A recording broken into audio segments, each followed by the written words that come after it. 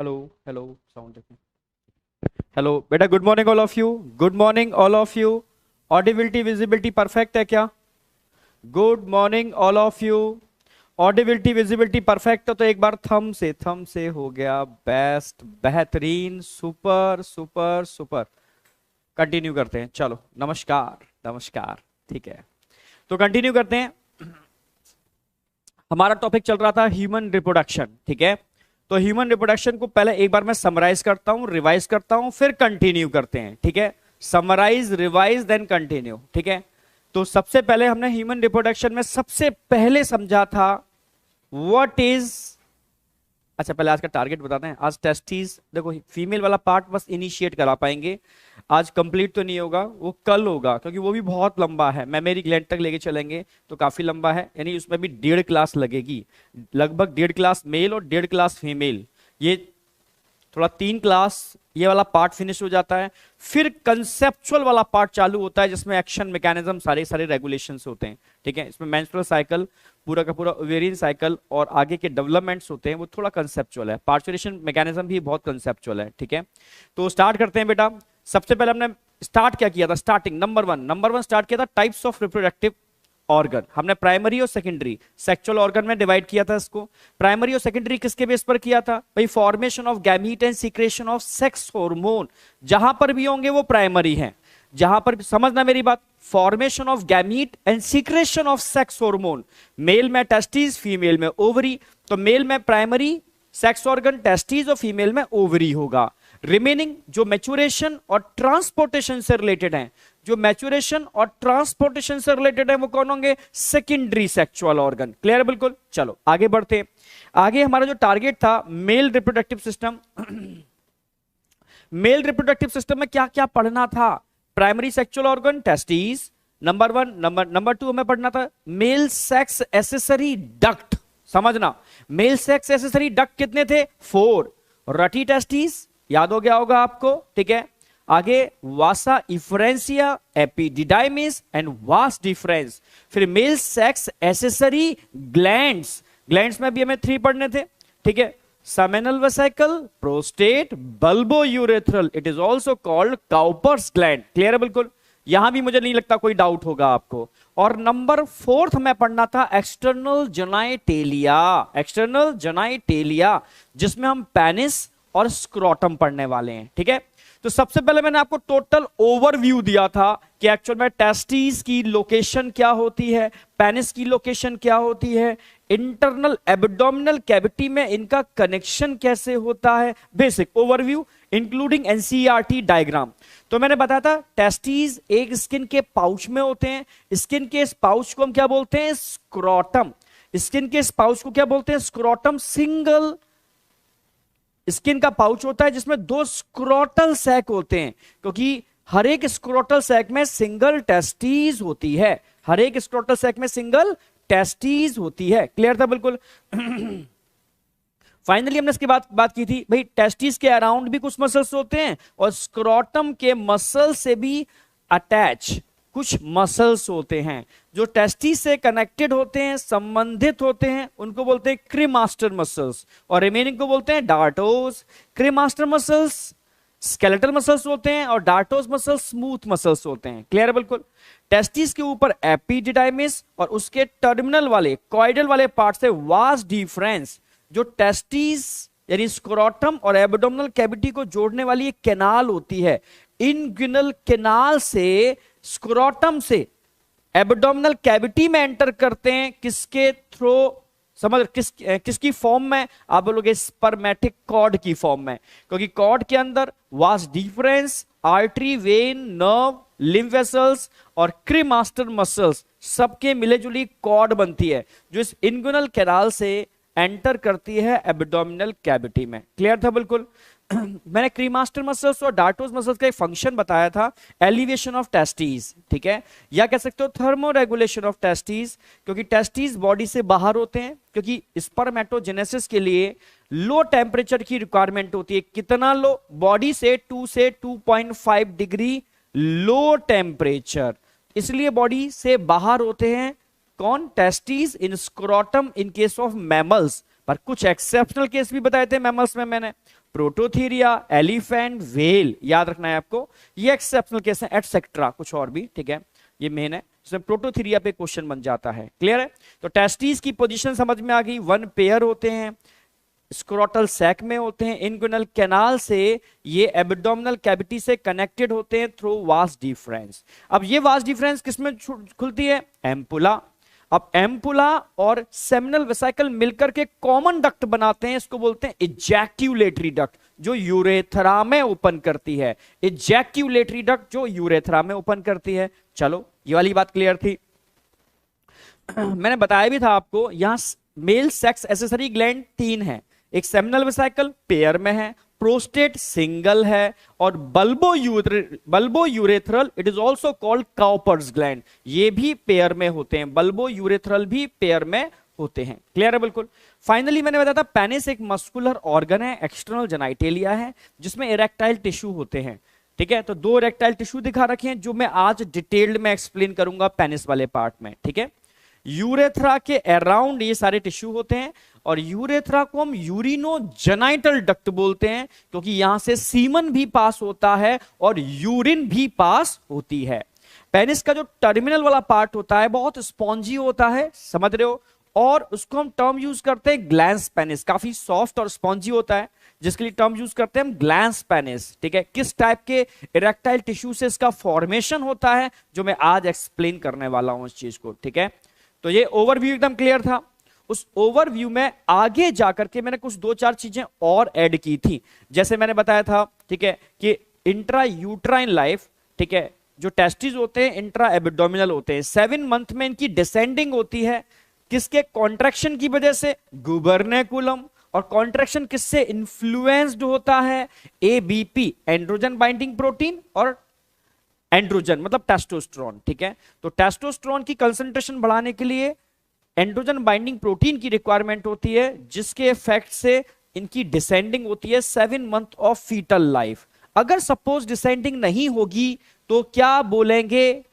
तो उसको बोलते हैं हमने भाई करप्ट ऑर्किटिज्म। ठीक है, और अगर सपोज सर्जरी करनी पड़ती है तो क्या बोलेंगे? ऑर्चिडोपैक्सी। ठीक है, ये टर्म्स हैं, बस याद रख लो तो सफिशिएंट है। हाँ, बट एक एनसीईआरटी में आया हुआ क्वेश्चन है कास्ट्रेशन, कास्ट्रेशन। ठीक है, ऑर्चिडेक्टोमी, टोमी मतलब रिमूवल, ऑर्चिडेक्टोमी यानी रिमूवल ऑफ टेस्टिस या क्रशिंग ऑफ टेस्टिस। तो मैंने बताया भी था बहुत प्यारा सा example, bull convert into bull ऑक, यानी सांड का बैल में कन्वर्जन कैसे होता है? बर्थ होते ही उस मेल के टेस्टिस को क्रश कर दिया जाता है या रिमूव कर दिया जाता है, इसी को हम बोलते हैं कास्ट्रेशन। कास्ट्रेशन, समझ गए ना? तो इससे वो डोडिसिल कंपैरेटिव हमारे कंट्रोल में होता है, वो एग्रेसिव, खतरनाक, समझ रहे हो, सांड इंसान के कंट्रोल में आ जाता है, वो इंसान ने अपने यूज के लिए इस मैकेनिज्म को इंड्यूस किया। क्लियर है? बिल्कुल। हाँ, बुल का बुल ऑक में कन्वर्ट होना, यानी समझ रहे, बुल का ऑक्स में कन्वर्ट होना, यानी सांड का बैल में कन्वर्ट होना। क्लियर है? बिल्कुल, यहां तक कोई डाउट शाउट नहीं होना चाहिए। ठीक है, फिर टेस्टिस का इंटरनल स्ट्रक्चर भी मैंने आपको एक्सप्लेन कर दिया था चलते चलते। मैंने बोला था अगर आप टेस्टिस का स्ट्रक्चर देखोगे तो उसमें लेयर याद रखने पड़ेंगे आपको, एक आउटर लेयर, एक मिडिल और एक इनर। पर क्वेश्चन कैसे आएगा नीट में? क्वेश्चन आएगा टेस्टिस की इनकंप्लीट लेयर। तो मैंने क्या बताया था? VAV, जो लास्ट वाला V है वो हाईली वैस्कुलर, सबसे अंदर की लेयर होती है, बाहर की फाइब्रस लेयर होती है। तो सबसे अंदर की क्या होगी? Tunica vaginalis, sorry tunica vascularis. तो बाहर की कौन सी होगी? Tunica vaginalis. तो बीच की कौन सी होगी? Tunica albuginea. तो एक ट्रिक है VAV, आपको याद रहेगी, इससे आप लेयर की सीक्वेंस में कंफ्यूज नहीं होगे। तो incomplete layer tunica वैजिनालिस, tunica albuginea वो लेयर है जो छोटे छोटे कंपार्टमेंट बनाती है, छोटे छोटे कंपार्टमेंट बनाती है, छोटे छोटे लोब्यूल्स बनाती है। कितने लोब्यूल्स होते हैं इन ईच टेस्टिस? 250, 250 लोब्यूल, ठीक है, एक टेस्टिस में होते हैं। 250, 250 lobules present in each testis. Clear है? बिल्कुल। चलो ये वाली बात क्लियर है। आगे हमने बात की थी सबसे इंटरनल लेयर, भाई ट्यूनिका वैस्कुलरिस, हाईली वैस्कुलर होती है, जो सेमिनल वेसिकल, जो सेमिनी वेस्टिब्यूल जहां होते हैं उनके अराउंड होते हैं वैस्कुलर टिश्यू, वही लेयर है। ठीक है, तो अब इसके अंदर क्या है भाई? सेमिनल सेमिनिफरस ट्यूब्यूल्स कितने होते हैं एक कंपार्टमेंट में? एक कंपार्टमेंट में एक भी हो सकता है, दो भी हो सकते हैं, तीन भी हो सकते हैं, यानी 1 2 3 तक ये ट्यूब्यूल्स हो सकते हैं इन ईच लोब्यूल। अच्छा, सेमिनिफरस ट्यूब्यूल में होता क्या है? स्पर्मेटोजेनेसिस। फिर स्पर्म वहां से कहां जाते हैं? आप बोलोगे tubuli recti, it is a small duct. Tubuli recti, it is a small duct. Clear? बिल्कुल। ट्यूबुलाए रेक्टी के बाद अगर हम बात करते हैं, ये कहां खुलता है? Network of tubule. Network of tubule. और नेटवर्क ऑफ ट्यूब्यूल को हम क्या बोलते हैं? नेटवर्क ऑफ ट्यूब्यूल को हम क्या बोलते हैं भाई? रटी टेस्टीज। रटी टेस्टीज मैंने कल समझाया था डायग्राम के अंदर। रटी टेस्टीज किसमें खुलती हैं? वासा इफरेंसिया। कितने होते हैं वासा इफरेंसिया? लिखो फटाफट, 10 to 12। 10 to 12। यही 10 to 12 वासा इफरेंसिया एक हाईली कॉइल्ड स्ट्रक्चर बनाते हैं जो कॉमा शेप होता है, टेस्टिस के ऊपर होता है। टेस्टिस के ऊपर होता है डोर्सल साइड में। क्लियर है? बिल्कुल। इसी को एपिडिडाइमिस बोलते हैं, जिसके तीन पार्ट हो सकते हैं। हेड वाले पार्ट को हम कैप बोलते हैं, टेल वाले पार्ट को हम कॉइडा या कॉइडल बोलते हैं, यानी कैप्यूट एपिडाइमिस, कॉइडल एपिडिडाइमिस। तो मिडिल वाले पार्ट को क्या बोलेंगे? मिडिल वाले पार्ट को कॉर्पस एपिडाइमिस। ठीक है, कैप्यूट, कॉर्पस और कॉइडल। इससे आपको याद रहेगा, एक बार क्वेश्चन आया था कि वास्ट डिफरेंस का ओरिजिन एपिडिडाइमिस के किस पार्ट से होता है? आप बोलोगे उसकी टेल से होता है, कॉइडल से होता है, कॉइडल एपिडिडाइमिस। समझे या नहीं समझे? ओके ओके ओके ओके, एकदम बढ़िया, सुपर। चलो, बहुत सही। यहां तक क्लियर था? मुझे नहीं लगता कोई डाउट शाउट होना चाहिए, सारी लेयर क्लियर थी। फ्लो ऑफ स्पर्म भी क्लियर हो गया भाई। वास्ट डिफरेंस से इजैक्यूलेटरी डक्ट के थ्रू सीमन जाता कहां है? यूरेथ्रा, उससे बाहर। आप समझ रहे हो? उसको बोलते हैं इजैक्यूलेशन, बाहर निकलना। ठीक है, इजैक्यूलेट होना, बाहर निकलना, इजैक्यूलेट होना। समझ रहे हो? उसको आज हम बहुत डिटेल में एक एक स्टेप बाय स्टेप लेके चलने वाले हैं। ठीक है, तो आज का टारगेट है internal structure of testis. Internal structure of testis. तो टेस्टिस का थोड़ा सा पार्ट बचा हुआ है, उसको मैं करा के आगे बढ़ूंगा। तो आज का टारगेट हमारा क्या क्या होगा? एक तो होगा टेस्टिस का इंटरनल स्ट्रक्चर, एक्सटर्नल जेनाइटेलिया जिसमें हम स्पेशली पेनिस की बात करेंगे। ठीक है, रेगुलेशन ऑफ इरेक्शन, भाई पेनिस इरेक्ट कैसे होता है। ठीक है, और इजैक्यूलेशन, सीमन बाहर कैसे निकलता है, इसके लिए कौन सा नर्वस सिस्टम रिस्पॉन्सिबल होगा।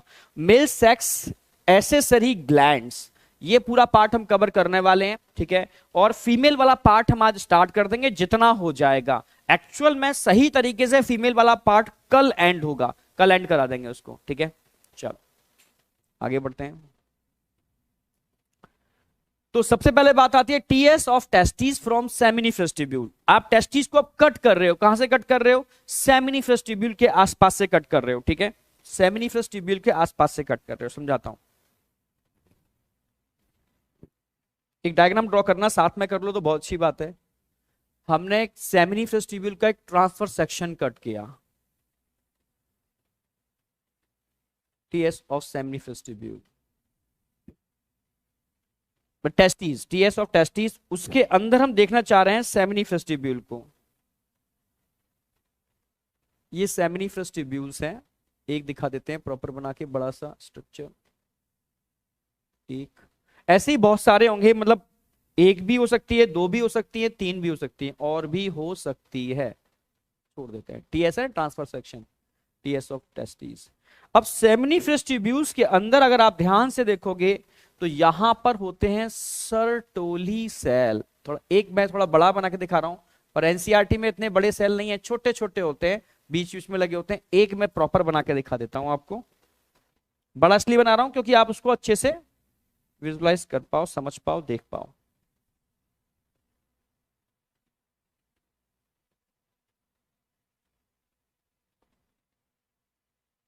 ऐसे एक बना देते हैं, या एक काम करें, इसको ऊपर बनाते हैं।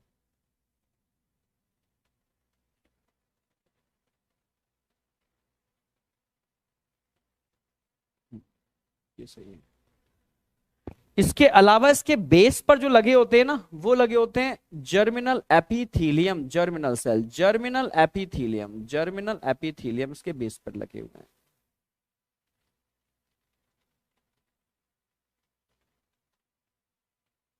ये पूरा स्ट्रक्चर हो गया।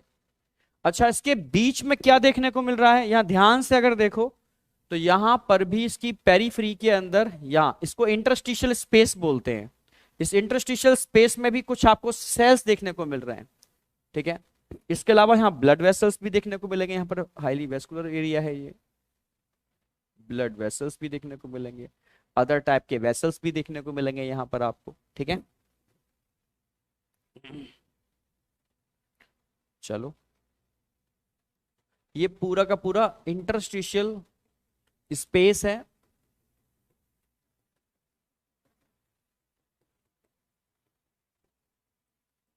समझो मेरी बात, तो ये जो दिख रहा है ना, इसको बोलेंगे इंटरस्टिशियल स्पेस।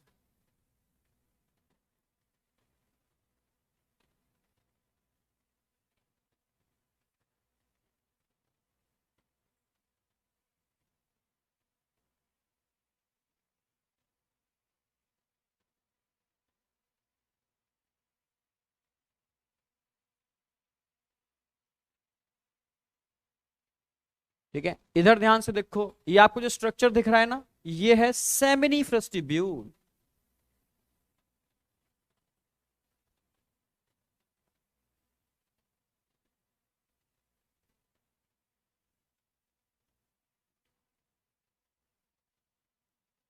सेमिनिफरस ट्यूब्यूल, ठीक है। इसके अंदर ध्यान से देखो तो आपको क्या देखने को मिल रहा है, यहां कुछ सेल्स देखने को मिल रहे हैं, इनको बोलते हैं इंटरस्टिशियल सेल।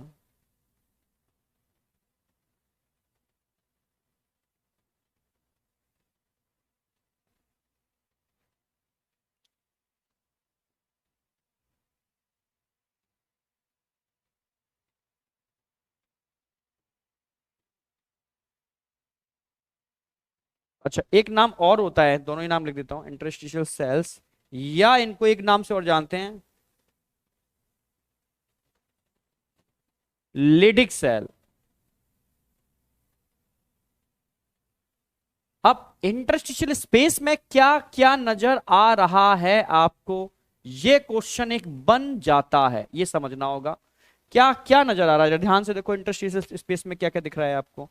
इंटरस्टिशियल स्पेस में आपको ब्लड वेसल्स दिख रहे हैं,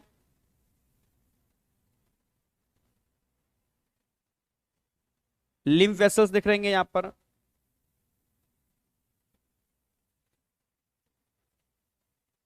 ठीक है। यहां पर आपको लिडिक सेल दिख रहे हैं, इसके अलावा भी सेल्स होते हैं यहां पर, एनसीईआरटी ने साफ साफ दे रखा है और आपको भी समझना होगा, इनको बोलते हैं इम्यूनोलॉजिकल कॉम्पिटेंट सेल।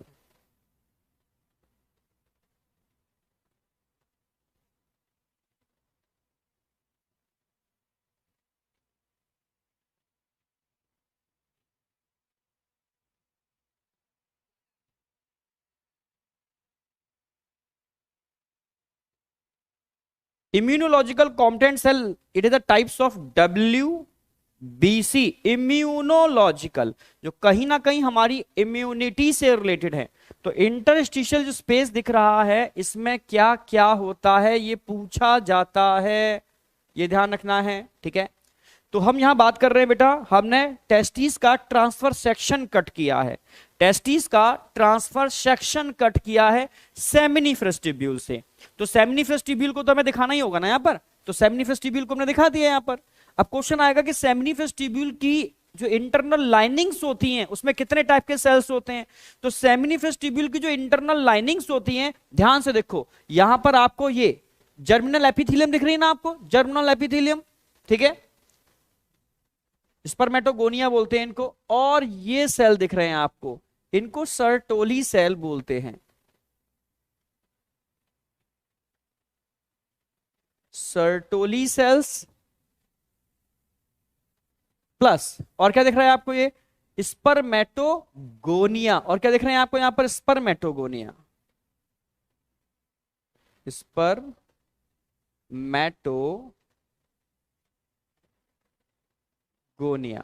तो आपको स्पर्मेटोगोनिया दिख रहे हैं इस सेमिनिफरस ट्यूब्यूल में, समझ रहे हो, और आपको साथ साथ में सर्टोली सेल भी दिख रहे हैं। इस सेमिनिफरस ट्यूब्यूल में। यानी सेमिनिफरस ट्यूब्यूल इंटरनल लाइंड होती है इन दो प्रकार की सेलों से, spermatogonia and Sertoli cell. Spermatogonia and Sertoli cell, समझे? चलो समझ में आ गई होगी। इंटरस्टिशियल सेल, अब देखो समझो मेरी बात एक एक करके, अब समझाऊंगा बहुत अच्छी तरीके से, ठीक है? अब ये तो समझ में आ गया ना, ये अंदर जो भरा हुआ है वो इंटरस्टिशियल फ्लूइड है, स्पेस को इंटरस्टिशियल स्पेस बोलेंगे। इसमें क्या क्या होगा? इसमें तो ब्लड वेसल्स नजर आ रहे हैं, ब्लड, शॉर्ट में लिखता हूं ब्लड वेसल्स। जब ब्लड वेसल्स हैं तो लिम्फ वेसल्स भी होंगे, समझ रहे हो? इसके अलावा यहां पर आपको इंटरस्टिशियल सेल भी दिख रहे हैं, दिखा दिया हमने इंटरस्टिशियल सेल, जिनको हम लिडिक सेल भी बोलते हैं, ठीक है? इसके अलावा भाई ब्लड है, लिम्फ है, तो इम्यून सेल तो होंगे ही ना, समझ रहे हो ना? ब्लड है, लिम्फ है, तो इम्यून सेल भी होंगे। इन इम्यून सेल को हम बोलते हैं immunological competent cell. It is a types of WBC, जो इम्यूनिटी के लिए रिस्पॉन्सिबल होते हैं। समझ रहे हो ना मेरी बात? तो ये एनसीईआरटी में दे रखा है, ये चारों पॉइंट आपको याद रखने हैं जो इस स्पेस में होते हैं। लिडिक सेल का मेन पर्पस क्या है, क्या काम है? लिडिक सेल रिलीज करते हैं एक हार्मोन, कौन सा हार्मोन? एंड्रोजन। कौन सा androgen? Androgen means male sex hormone. कौन सा एंड्रोजन रिलीज करते हैं? आप जानते हो, टेस्टोस्टेरॉन। टेस्टोस्टेरॉन, समझ में आया बेटा? टेस्टोस्टेरॉन। चलो टेस्टोस्टेरॉन की बात करते हैं, ठीक है? तो लिडिक सेल या इंटरस्टिशियल सेल क्या रिलीज करते हैं? ये रिलीज करते हैं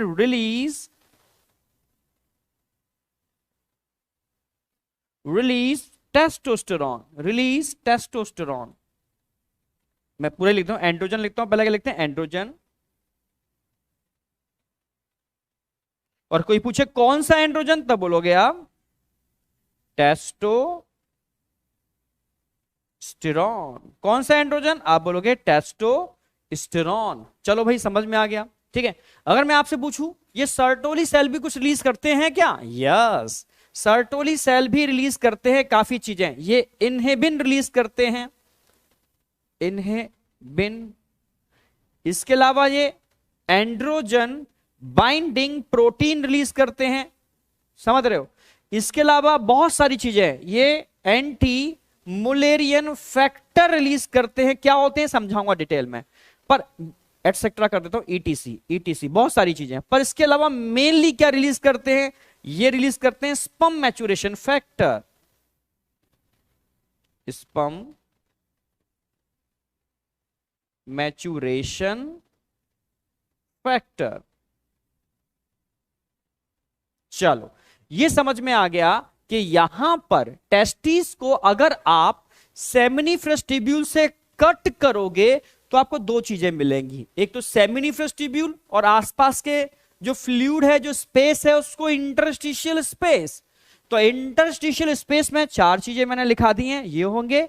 और सेमिनिफरस ट्यूब्यूल में दो चीजें होंगे, क्या क्या? सर्टोली सेल और स्पर्मेटोगोनिया, जो आगे जाकर के स्पर्म का फॉर्मेशन करते हैं। समझ रहे हो? स्पर्मेटोगोनिया ही आगे जाकर के स्पर्म का फॉर्मेशन करते हैं। जैसे स्पर्मेटोगोनिया से ही बनते हैं क्या क्या, मैं थोड़ा लिख देता हूं। जैसे प्राइमरी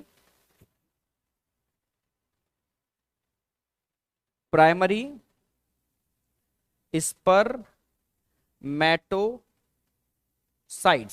देखो अभी ये एक्चुअल में पूरी मैकेनिज्म है जो मैं गैमीटोजेनेसिस में कराऊंगा, तो अगर अभी दिमाग मत लगाना, बस समझना कि इनसे कई चीजें बनती हैं, कैसे बनती हैं, पूरा एक लेक्चर है गैमीटोजेनेसिस का। प्राइमरी स्पर्मेटोसाइट्स, फिर क्या बनेंगे? सेकेंडरी स्पर्मेटोसाइट्स, सेकेंडरी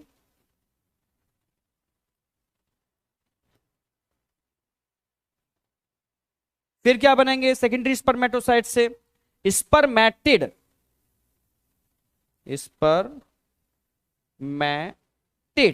और इससे क्या बनते हैं? इससे फाइनली बनते हैं स्पर्म,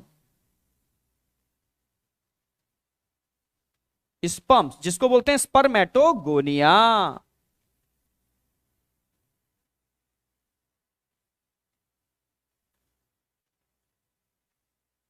स्पर्मेटोगोनिया, ये फाइनल फॉर्मेशन होता है। पर आपसे पूछा जाए ये कैसे होता है, कौन करता है? इन, समझना मेरी बात, जैसे मैं दिखाऊं आपको, इनसे ही बनते जाएंगे अलग अलग टाइप के सेल, इनसे ही बनते जाएंगे, इनसे ही बनते जाएंगे ऐसे ऐसे, और फाइनली ये अटैच हो जाते हैं इनके अंदर और इनसे न्यूट्रिशन लेते हैं, न्यूट्रिशन लेते रहते हैं, अटैच हो जाते हैं और इनसे न्यूट्रिशन लेते हैं, यहाँ चिपक जाएंगे इनसे और न्यूट्रिशन लेते रहेंगे इनसे। ठीक है, ये कौन है, ये ऐसे कलर चेंज, ये न्यूट्रिशन लेते हैं, ऐसे बनते रहते हैं, उनसे न्यूट्रिशन लेते रहते हैं, पूरा स्टेप बाय स्टेप। ठीक है, स्टेप बाय स्टेप इनका फॉर्मेशन होगा, इससे अटैच होंगे, न्यूट्रिशन लेते रहेंगे, जब मैच्योर हो जाएंगे तब बाहर निकलेंगे। पूरी मैकेनिज्म गैमेटोजेनेसिस में बताएंगे आपको हम इसके बारे में, समझने की बस कोशिश करना। तो ये एंड्रोजन रिलीज करते हैं। मैं पूछूं कि एंड्रोजन का फंक्शन क्या है, ये एंड्रोजन करता क्या है। ये एंड्रोजन एक प्रोटीन होती है, एंड्रोजन बाइंडिंग प्रोटीन। कहां से निकलती है एंड्रोजन बाइंडिंग प्रोटीन, अभी बताया मैंने, सर्टोली सेल।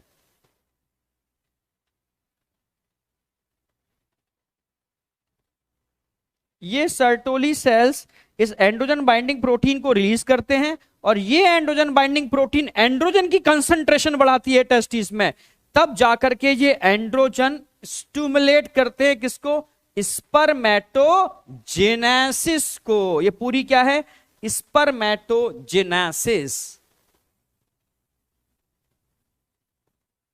स्पर्मेटोजेनेसिस, पूरी मैकेनिज्म हम स्पर्मेटोजेनेसिस में बताएंगे। बस इतना समझा रहे हैं कि टेस्टिस में ये मैकेनिज्म इंड्यूस कैसे होती है। समझ रहे हो ना मेरी बात, टेस्टिस में ये मैकेनिज्म इंड्यूस कैसे होती है, समझो मेरी बात।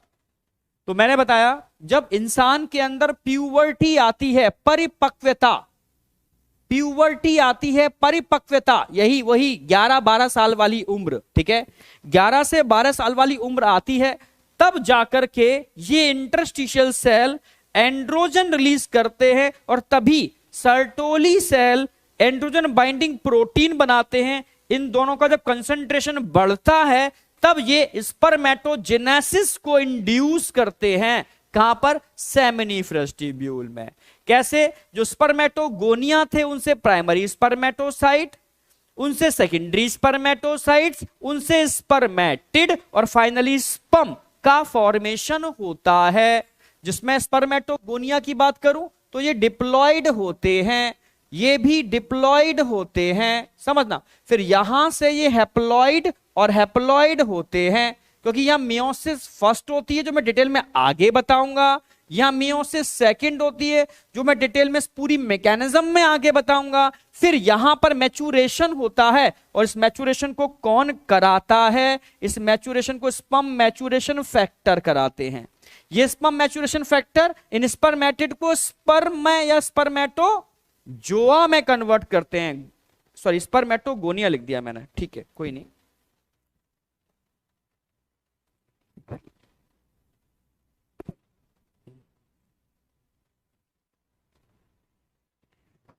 ठीक है, स्पर्मेटोजोआ या स्पर्म में कन्वर्ट कराते हैं। तो पूरी मैकेनिज्म होती है टेस्टिस के अंदर, सेमिनिफरस ट्यूब्यूल के अंदर। तो एकदम समझ में आ रहा है ना, ट्रांसफर सेक्शन ऑफ टेस्टिस।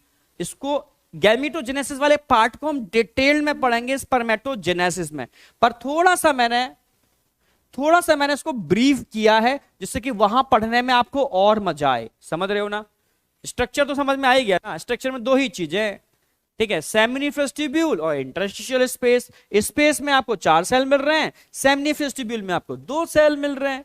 उन 4 सेल में blood vessels, lymph vessels, Leydig cell, immunological, ये WBC हो गए, ये ब्लड वेसल्स, लिम्फ वेसल्स हो गए। लिडिक सेल एंड्रोजन रिलीज करते हैं। एंड्रोजन का रोल क्या होता है, प्यूबर्टी आने पर स्पर्मेटोगोनिया से स्पर्म को बनाना, इंड्यूस करना स्पर्मेटोजेनेसिस को। तब इनसे ही बनता है ये, फिर ये, फिर ये, फाइनली स्पर्म। तो इसमें ये भी रोल प्ले करता है, पर स्पर्म मैचुरेशन फैक्टर भी रोल प्ले करते हैं। तब जाकर के फाइनल स्पर्मेटोजेनेसिस कंप्लीट होती है। इसके अलावा Sertoli cell inhibin hormone, androgen binding protein, AMF, ठीक है, एंटी मुलेरिन फैक्टर क्या होता है समझाऊंगा आगे, स्पर्म मैचुरेशन फैक्टर एटसेट्रा भी रिलीज करते हैं। अब बताओ, यहां तक किसी को कोई डाउट शाउट है, यहां तक बताओ तब आगे बढ़ेंगे।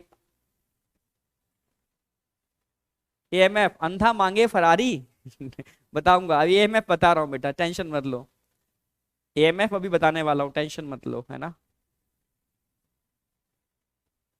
अच्छा, सर के पैर में क्या हुआ, बताया ना, एक्सीडेंट हुआ था, तभी तो नहीं ले पाया था, अभी कुछ दिनों क्लास लाइव नहीं आ रही थी मेरी, एक्सीडेंट हुआ था। पर अब एकदम इम्प्रूव है। थोड़ा सा सपोर्ट की जरूरत है, 2 4 5 दिन में काफी इंप्रूवमेंट हो जाएगा, सपोर्ट बंधा हुआ है एकदम ओके। अरे आप सब लोगों पॉजिटिव एनर्जी है, क्या होगा, कुछ ना होगा, ठीक है। आ जाओ, एकदम बीएमएस है, बढ़िया, सुपर सुपर सुपर। सेट है ब्रेन में, ये मैकेनिज्म है, इस मैकेनिज्म पे समझो कि क्वेश्चन मिलता ही मिलता है। इसको मैं स्पर्मेटोजेनेसिस में डिटेल्ड में और एक्सप्लेन कर दूंगा, ठीक है। अब हम पढ़ने वाले हैं सर्टोली सेल के फंक्शन क्या हैं, जैसे ये सब आपको दिख रहे हैं ना, समझाता हूं अभी आपको। चलो एनसीईआरटी का डायग्राम है, इसको थोड़ा बार, डायग्राम तो समझ में आ गया ना एनसीईआरटी का, मैं ये समझाने की कोशिश की है। ये जो दिख रहा है ना आपको, ये स्ट्रक्चर, सेमिनिफेस्टिब्यूल, सेमिनिफेस्टिब्यूल, ठीक है। और बीच में दिख रहा है ना, बीच में ये इंटरस्टिशियल सेल्स, स्पेस के अंदर इंटरस्टिशियल सेल, ये दिख रहे हैं ना, स्पर्मेटोगोनिया, ठीक है। ये मैच्योर हो गए, स्पर्मेटोजोआ, एनसीईआरटी दिखाने की कोशिश कर रही है। अंदर क्या बने हुए हैं, अंदर ही बने हुए हैं यहां पर कौन, सर्टोली सेल्स। ये जो स्पेस दिख रहा है ना, इंटरस्टिशियल स्पेस,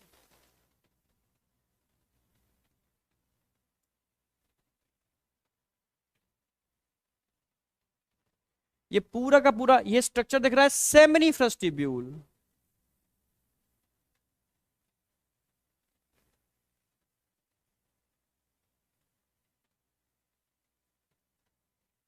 तो मुझे लगता है ये डायग्राम तो एनसीईआरटी वाला सबको समझ में आ ही रहा है, जो बनाया है सेम वैसा ही है। आगे बढ़ते हैं। अब सर्टोली सेल के फंक्शन की बात आती है कि सर्टोली सेल करते क्या है, बहुत कंसेप्चुअल फंक्शन है इसकी, समझने की कोशिश करना। भाई सर्टोली सेल का एक काम तो क्या है, स्पर्म जब बन रहे होते हैं, स्पर्मेटोजेनेसिस चल रही होती है, तो उन सारे स्पर्म को ड्यूरिंग डेवलपमेंट, जब डेवलपमेंट चल रहा होता है, ड्यूरिंग डेवलपमेंट उनको नरिशमेंट यही प्रोवाइड कराती हैं सर्टोली सेल। समझ रहे हो ना, फिर से बोल रहा हूं, जब स्पर्म का डेवलपमेंट हो रहा होता है, मियोसिस हो रही होती है, तो जो डिफरेंट स्टेजेस होती हैं उन सब को नरिशमेंट जो प्रोवाइड कराता है वो सर्टोली सेल है। समझ गए ना मेरी बात, पहला, ठीक है, मैं लिख भी दिया है। These provide structural support, nutrition, protection to developing sperm, developing sperm भूलना मत, ड्यूरिंग डेवलपमेंट, आफ्टर डेवलपमेंट इनका कोई रोल नहीं है, समझाऊंगा अभी, ठीक है। समझ में आ गया। अब स्पर्म हैप्लॉइड होते हैं डिप्लॉइड, भाई स्पर्म जो होते हैं, स्पर्म जो होते हैं वो हैप्लॉइड होते हैं। बॉडी के अंदर जो हमारे इम्यून सेल्स हैं, बॉडी के जो इम्यून सेल्स हैं, वो किस टाइप के सेल को आइडेंटिफाई कर पाते हैं, हैप्लॉइड या डिप्लॉइड, क्योंकि भाई बॉडी के इम्यून सेल तो डिप्लॉइड सेल को आइडेंटिफाई करेंगे, डिप्लॉइड सेल मिल जाएंगे तो इनको फॉरेन पार्टिकल समझ के मार दिया जाएगा। तो नेचर ने क्या काम किया, मेल के अंदर स्पर्म और ब्लड के बीच में बैरियर बना दिए। बैरियर समझ में आ गया, भाई सड़क पर बैरियर लगाते हैं ना, क्यों, क्योंकि भाई रुकावट, बैरियर, ठीक है, दो लोग, दो चीजों को मिलने से रोकना। तो हम चाहते थे कि स्पर्म और इम्यूनोलॉजिकल कॉम्पिटेंट सेल आपस में इंटरेक्ट ना करें, मिले ना आपस में, अगर आपस में मिल जाएंगे तो मामला बिगड़ जाएगा। क्या बिगड़ जाएगा मामला, उनके मिलने से इम्यून सेल स्पर्म को डिस्ट्रॉय कर देंगे। तो इसीलिए अगर मैं डायग्रामेटिकली दिखाऊं आपको, तो कुछ ऐसा डायग्राम बनाया था ना मैंने, ऐसा, ये थे सर्टोली सेल, ये सर्टोली सेल हैं, बाहर क्या लगा हुआ है, ब्लड वेसल्स दिखाए थे मैंने आपको, ब्लड वेसल्स। तो ब्लड से नरिशमेंट सर्टोली सेल लेते हैं, और ये सर्टोली सेल इस नरिशमेंट किसको देते हैं, ये स्पर्म को, ये स्पर्म को नरिशमेंट देते हैं। तो स्पर्म और ब्लड के बीच के बैरियर कौन हो गए, सर्टोली सेल, ठीक है।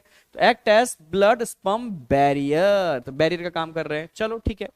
इसके अलावा फैगोसाइट, फैगोसाइट डेड और इमेच्योर स्पर्म, अगर कोई स्पर्म प्रॉपर नहीं बनता तो उसको खा भी जाते हैं, ये उसका डेवलपमेंट प्रॉपर नहीं हो रहा तो प्रॉब्लम हो जाएगी, आप समझ रहे हो। अगर स्पर्म का फॉर्मेशन प्रॉपर नहीं हो रहा तो प्रॉब्लम हो जाएगी, तो उसका भी ध्यान रखते हैं, ठीक है। कहीं ऐसा ना हो इमेच्योर स्पर्म ओवा को फर्टिलाइज कर दे और एबनॉर्मल बेबी हो जाए, तो इमेच्योर स्पर्म को खा भी जाते हैं। तो ये मेन फंक्शन हो गए। अब इसके अलावा कई चीजें वो रिलीज भी करते हैं, सीक्रेट भी करते हैं। अब क्या क्या सीक्रेट करते हैं, अब देखो। हाँ बिल्कुल सही, रुकावट। क्या क्या चीज रिलीज करते हैं, androgen binding protein. Androgen binding protein life में टेस्टिस के अंदर 2 बार एंड्रोजन बाइंडिंग प्रोटीन रिलीज होती है, एक ड्यूरिंग एम्ब्रियोनिक स्टेज और एक ड्यूरिंग प्यूबर्टी। मैं लिख देता हूं, रिलीज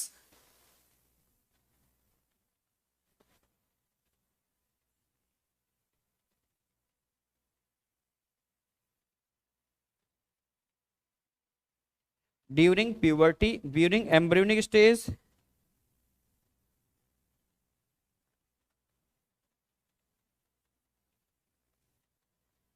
और कब, puberty.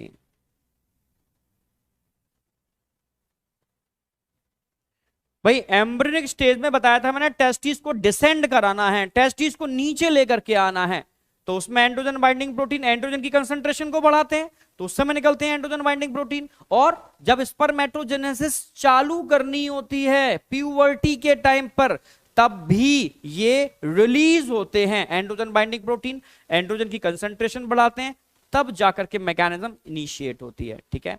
Inhibin, inhibin negative feedback, inhibin negative feedback, ये इनहिबिट करती है सीक्रेशन ऑफ एफएसएच, जो मैं आगे रेगुलेशन में बताने वाला हूं। स्पर्मेटोजेनेसिस का रेगुलेशन पूरी मैकेनिज्म बताऊंगा कि पिट्यूटरी से क्या निकल रहा है, पूरा रेगुलेशन है स्पर्मेटोजेनेसिस में। बस मैं एक हिंट देता हूं, ये इनहिबिट करती है, inhibit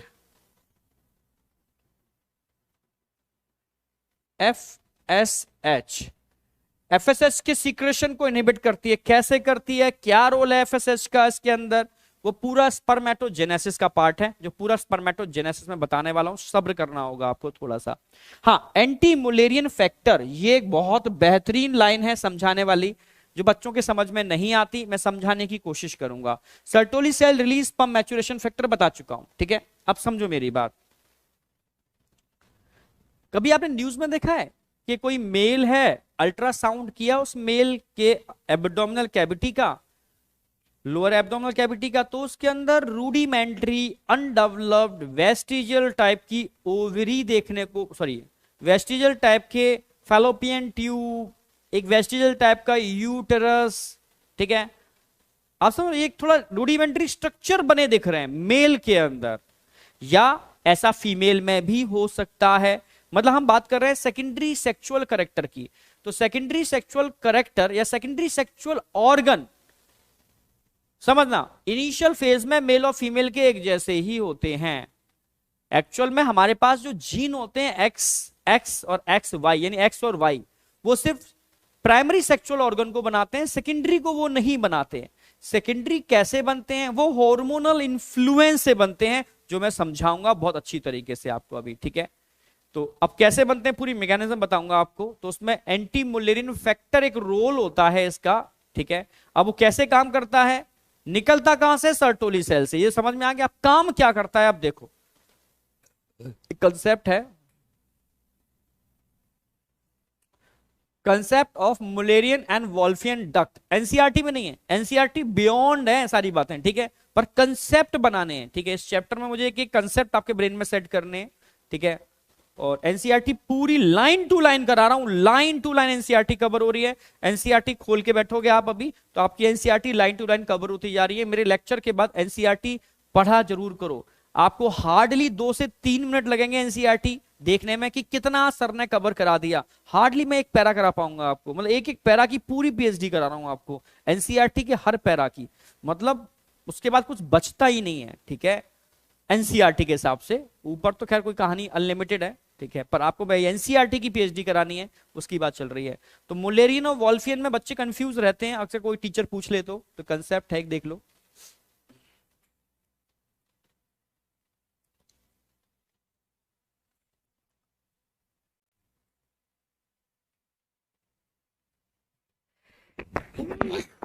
sorry, Mullerian and Wolffian duct, इधर हम मेल की बात कर लेंगे, मेल में क्या होता है। इधर हम फीमेल की बात कर लेंगे, फीमेल में क्या होता है। समझने की कोशिश करनी है आपको।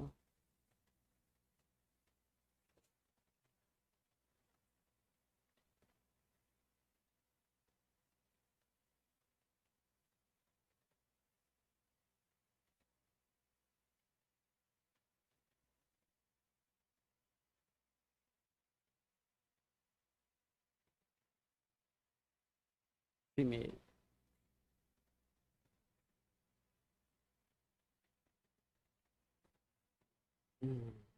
अब मेल और फीमेल में समझना होगा।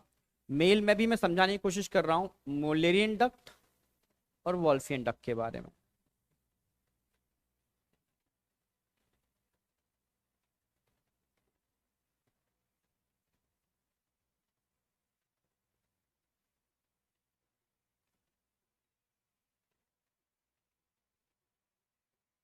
ऐसे फीमेल में भी हम बात करते हैं दोनों ही डक्ट की,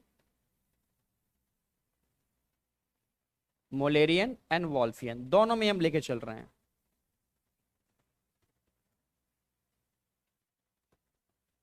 मोलेरियन and Wolffian.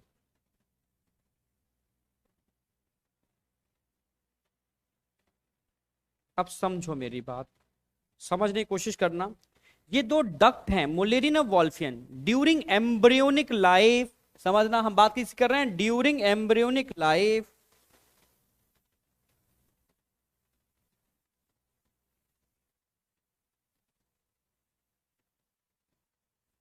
During embryonic life, जब एम्ब्रियोनिक लाइफ होती है उस दौरान मेल में मुलेरियन, समझना, और वॉल्फियन, फीमेल में मुलेरियन और वॉल्फियन क्या काम कर रहे हैं।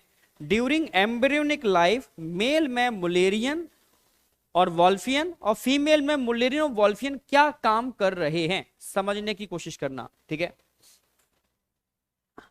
एक्चुअल में जो मुलेरियन डक्ट होती है ना, समझना, जो मुलेरियन डक्ट होती है ये फीमेल रिप्रोडक्टिव ऑर्गन बनाती है, जबकि वॉल्फियन डक्ट होती है, समझना, वॉल्फियन, ठीक है, ये मेल रिप्रोडक्टिव ऑर्गन बनाती है, ठीक है। ये कन्वर्ट होगी किसके अंदर, male, male secondary sexual sex organ के अंदर।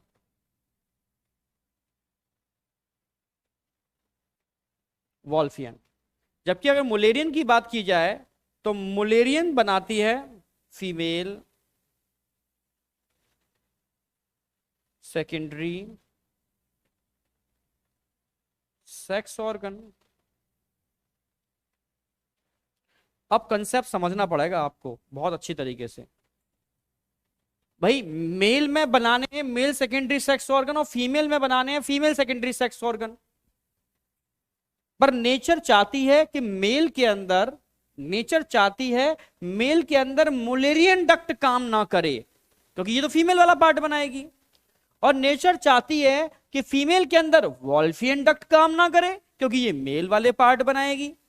समझना नेचर की चाहत क्या है। जब इनिशियल एम्ब्रियो होता है ना, इनिशियल एम्ब्रियो, तो वो एक जैसा होता है, मेल और फीमेल में डिस्टिंग्विश नहीं होता, समझ रहे हो ना, मेल और फीमेल में डिस्टिंग्विश नहीं होता क्योंकि एक्स और वाई क्रोमोसोम तो बहुत देर में एक्सप्रेस करते हैं। देर का मतलब है इनिशियल एम्ब्रियो डेवलप होता है तो बाद में एक्सप्रेस करते हैं, तभी तो निप्पल मेल में भी होते हैं और निप्पल फीमेल में भी होते हैं, समझ रहे हो ना, निप्पल मेल में भी होते हैं और फीमेल में भी होते हैं, ठीक है। पर आगे जाकर के डिस्टिंग्विश, जो फीमेल के निप्पल हैं वो मेमोरी ग्लैंड के डेवलप होने के बाद मिल्क के फॉर्मेशन का जरिया और इजेक्शन का पार्ट बन जाते हैं, ठीक है, वो आगे के मैकेनिज्म है, ठीक है, समझाऊंगा आगे। तो नेचर पूछती है कि मेल में निप्पल का रोल क्या है, क्योंकि निप्पल एक्स और वाई क्रोमोसोम के एक्सप्रेस होने से पहले ही बन जाते हैं। निप्पल मेल या फीमेल, क्योंकि इनिशियल एम्ब्रियो मेल और फीमेल में डिस्टिंग्विश नहीं होता। भाई ये तो थोड़ा तो जेनेटिक्स जानते हो ना कि एक्स और वाई क्रोमोसोम, ठीक है, वो एक्चुअल में सेक्स को डिटरमाइन करते हैं, सेक्स क्रोमोसोम है, ठीक है। सेक्स का मतलब है वो प्राइमरी सेक्स ऑर्गन के बनने को डिसाइड करते हैं। तो प्राइमरी सेक्स ऑर्गन मेल में टेस्टिस और फीमेल में ओवरी। क्लियर है ना? बिल्कुल बहुत आराम समझो, मैं एकदम कंसेप्ट एकदम बिल्कुल रूट पर जा रहा हूं, जड़ पर जा रहा हूं, ठीक है। बहुत सारे मैं कंसेप्ट भी इसमें ऐड करने की कोशिश कर रहा हूं, इवोल्यूशनरी कंसेप्ट, ठीक है। तो मेल में भी निप्पल होते हैं, फीमेल में भी निप्पल होते हैं, क्योंकि वो एक्स और वाई क्रोमोसोम के एक्सप्रेस होने से पहले बन जाते हैं। तो बेचारे क्रोमोसोम कुछ कर नहीं पाते, क्रोमोसोम कुछ कर नहीं पाते, वो बन जाते हैं। अब आगे सुनो मेरी बात। फिर जब एक्स और वाई क्रोमोसोम बनते हैं तब जाकर के भाई primary sex organ like testis और ओवरी बनते हैं।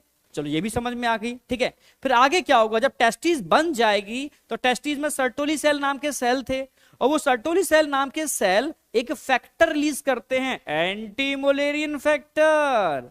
सर्टोली सेल एक फैक्टर रिलीज करते हैं, एंटी मुलेरियन फैक्टर। समझना मेरी बात। तो सर्टोली सेल कहां पर होंगे? मेल। तो मेल में कौन होंगे? Sertoli cell, Sertoli cells. तो सर्टोली सेल क्या रिलीज करेंगे? एंटी मुलेरियन फैक्टर, और यही एंटी मुलेरियन फैक्टर मेल में मुलेरियन डक्ट को के एक्सप्रेशन को रोक देगा। मींस ये क्या हो गई मेल में? वेस्टिजियल। तो मेल के अंदर मुलेरियन डक्ट वेस्टिजियल हो जाती है, क्योंकि मेल के अंदर टेस्टिस का डेवलपमेंट होता है, ठीक है, वाई क्रोमोसोम की वजह से, और टेस्टिस के अंदर सर्टोली सेल बन जाते हैं, और ये Sertoli cell anti Mullerian factor release करते हैं जो बताया मैंने, और जो मुलेरियन डक्ट के एक्सप्रेशन को रोक देता है, और ये वेस्टिजियल हो जाती है, ठीक है। तो बची कौन? बची वॉल्फियन डक्ट। और वॉल्फियन डक्ट के एक्टिवेशन के लिए, एक्सप्रेशन के लिए, अपने आप एक्सप्रेस नहीं होती, इसके लिए चाहिए होता है एंड्रोजन। कौन सा एंड्रोजन? टेस्टोस्टेरोन, जो मेल के पास होता है, फीमेल के पास, मेल के पास। समझ रहे हो ना? तो यहां पर क्या होगा? एंड्रोजन। एंड्रोजन कौन सा एंड्रोजन? टेस्टोस्टेरोन। लिख ही देता हूं मैं, टेस्टोस्टेरोन, टेस्टोस्टेरोन। तो ये टेस्टोस्टेरोन वॉल्फियन डक्ट को इंड्यूस करता है, तब जाकर के मेल सेकेंडरी सेक्स ऑर्गन बनते हैं। समझ रहे हो? मेल के सेकेंडरी सेक्स ऑर्गन, ठीक है, जैसे एपिडिडाइमिस, वास डिफरेंस, जैसे समझ रहे हो, इजैक्यूलेटरी डक्ट, ठीक है, जैसे पेनिस, इन सब का फॉर्मेशन बाद में होगा। टेस्टोस्टेरोन के बढ़ जाने से इसका कन्वर्जन होगा। समझ में आ गया मेल में? अब फीमेल पर आ जाते हैं। आया मेल में? समझ में नहीं आया? आ गया होगा, ठीक है। अब आगे आ जाओ फीमेल में। भाई फीमेल के अंदर मुलेरियन, भाई फीमेल में टेस्टिस तो नहीं होते ना, टेस्टिस नहीं होते तो एंटी मुलेरियन फैक्टर भी नहीं होता। एंटी मुलेरियन फैक्टर नहीं होता यानी यहां पर एएमएफ, एएमएफ नहीं होता। तो एएमएफ नहीं होता तो सीधी सीधी एक्सप्रेस करेगी ना, फीमेल सेकेंडरी सेक्स ऑर्गन बनेंगे यहां पर, क्योंकि एएमएफ नहीं है, क्योंकि फीमेल है। चलो भाई समझ में आ गया। अच्छा, फीमेल में वॉल्फियन डक्ट एक्टिवेट होती है? नहीं होती? नहीं होती। क्यों नहीं होती? ये वेस्टिजियल हो जाती है। क्यों हो जाती है वेस्टिजियल? क्योंकि यहां पर टेस्टोस्टेरोन नहीं होता, क्योंकि फीमेल में टेस्टोस्टेरोन नहीं होता। तो फीमेल में टेस्टोस्टेरोन नहीं होता, इसलिए इसका एक्टिवेशन नहीं होता। फीमेल में एएमएफ नहीं होता, इसलिए इसका एक्सप्रेशन होता है। इसलिए फीमेल में फीमेल सेकेंडरी सेक्स ऑर्गन बन जाते हैं। ऐसे ही मेल के अंदर इसका एक्सप्रेशन नहीं होता क्योंकि एएमएफ होता है, इसका एक्सप्रेशन होता है क्योंकि टेस्टोस्टेरोन होता है। अब बताओ समझ में आया कंसेप्ट या नहीं आया? इससे सिंपल नहीं कर सकता, बहुत सिंपल तरीके समझाया है मैंने, ठीक है। मेरी आपको पता नहीं है, मेरी क्लास को 8th और 9th के बच्चे भी देख रहे हैं, ठीक है, मतलब वो भी देख रहे हैं मुझे, मतलब बच्चे ही बताते हैं कि सर हमारे भाई बहन 8th 9th में, वो भी आपके लेक्चर को देख रहे होते हैं, और हम पूछते हैं तो वो बहुत अच्छे से समझते भी हैं और उसका रिस्पॉन्स भी देते हैं, यानी जूनियर्स भी डेवलप हो रहे हैं, ठीक है। 8th और 9th के बच्चे बहुत अच्छा सा रिस्पॉन्स देते हैं, वो समझते हैं बहुत डीपली हर चीज को। तो इसलिए बहुत सिंपल वे में समझा रहा हूं कि 8th 9th के बच्चों को भी समझ में आएगा, पर कंसेप्ट बहुत तगड़ा है, ठीक है। बच्चे नहीं समझ पाते थे पर समझ में आ गया होगा मुझे लगता है। पूरा इवोल्यूशनरी कंसेप्ट भी मैंने ऐड कर दिया है। बच्चे अक्सर कंफ्यूज होते हैं, सर निप्पल का मेल में क्या रोल है? तो दोनों के अंदर ही सेंसेशन के लिए रिस्पॉन्सिबल होते हैं। भैया निप्पल वाला पार्ट होता है ना, वहां न्यूरॉन्स बहुत ज्यादा होते हैं, सेंसरी न्यूरॉन्स, ठीक है। तो it is a sensory area, it is a sensory area, ठीक है। फीमेल के अंदर ये रूट है जहां से मिल्क का इजेक्शन होता है, बाहर निकलता है, ठीक है। क्योंकि फीमेल के अंदर हार्मोनल एक्सप्रेशन की वजह से ढेर सारे मेमोरी ग्लैंड्स के अंदर एल्वुलस बन जाते हैं, जिनमें मिल्क सीक्रेटिंग ग्लैंड्स बन जाते हैं, ठीक है। तो वो थोड़ा डिफरेंस होता है, वो मैं आगे बताऊंगा आपको, ठीक है, फीमेल वाले पार्ट में, ठीक है। चलो यहां तक कोई डाउट शाउट नहीं है, एकदम कंसेप्ट ब्रेन में सेट है। आगे बढ़ते हैं। तो भाई टेस्टिस वाला पार्ट एकदम ब्रेन में सेट है। अब टेस्टिस के बाद क्या होता है भाई, ऊपर एपिडिडाइमिस होती है, एपिडिडाइमिस होती है, ठीक है। अब समझना, अगर मैं टेस्टिस के ऊपर एपिडिडाइमिस की बात करूं, ये टेस्टिस है, comma shape dorsally, comma shape dorsally, ये डॉर्सली कॉमा शेप, ये डॉर्सली, ये पार्ट, इसको बोलते हैं एपिडिडाइमिस, एपिडिडाइमिस। इस एपिडिडाइमिस की जो लेंथ होती है 5 to 6 सेंटीमीटर, बहुत छोटी सी, लगभग 5 से लेकर 6 सेंटीमीटर, ठीक है। कॉमा शेप होती है, डॉर्सल साइड में होती है, डॉर्सल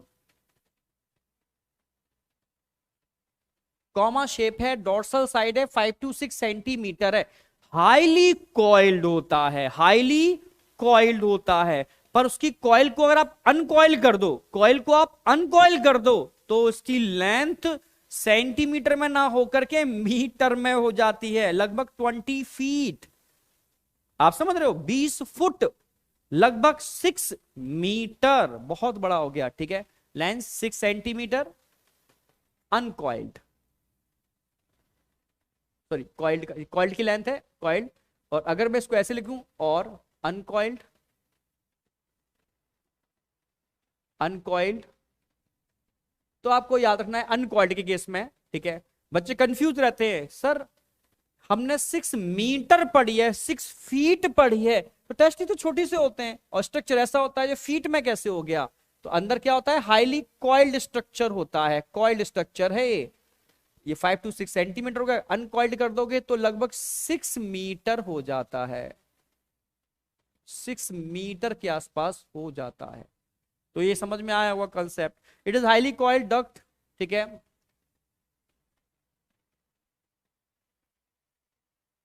विच हो गया, which form by union of, ये क्वेश्चन पूछा गया है, कितनी वासा इफरेंस के मिलने से बनता है, 10 to 12 वासा इफरेंस या मिलकर के एपिडिडाइमिस का फॉर्मेशन करते हैं। मैं ब्रेन में सेट करा चुका हूं ऑलरेडी, ठीक है। और जो कहां खुलता है, ये वास डिफरेंस में खुलता है, किसके थ्रू, कॉइडल एपिडिडाइमिस के थ्रू, ठीक है। अच्छा, एपिडाइमिस का काम क्या होता है यार, एक मिनट कुर्सी ले लें, तो मामला बिगड़ रहा है थोड़ा सा।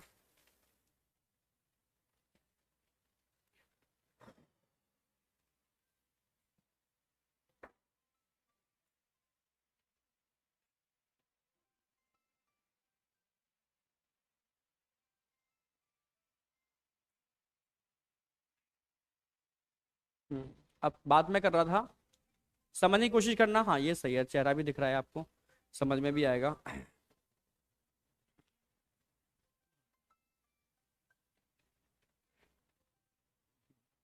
हाँ, बात चल रही थी कि एपिडाइमिस का फंक्शन क्या होता है, एपिडाइमिस करता क्या है।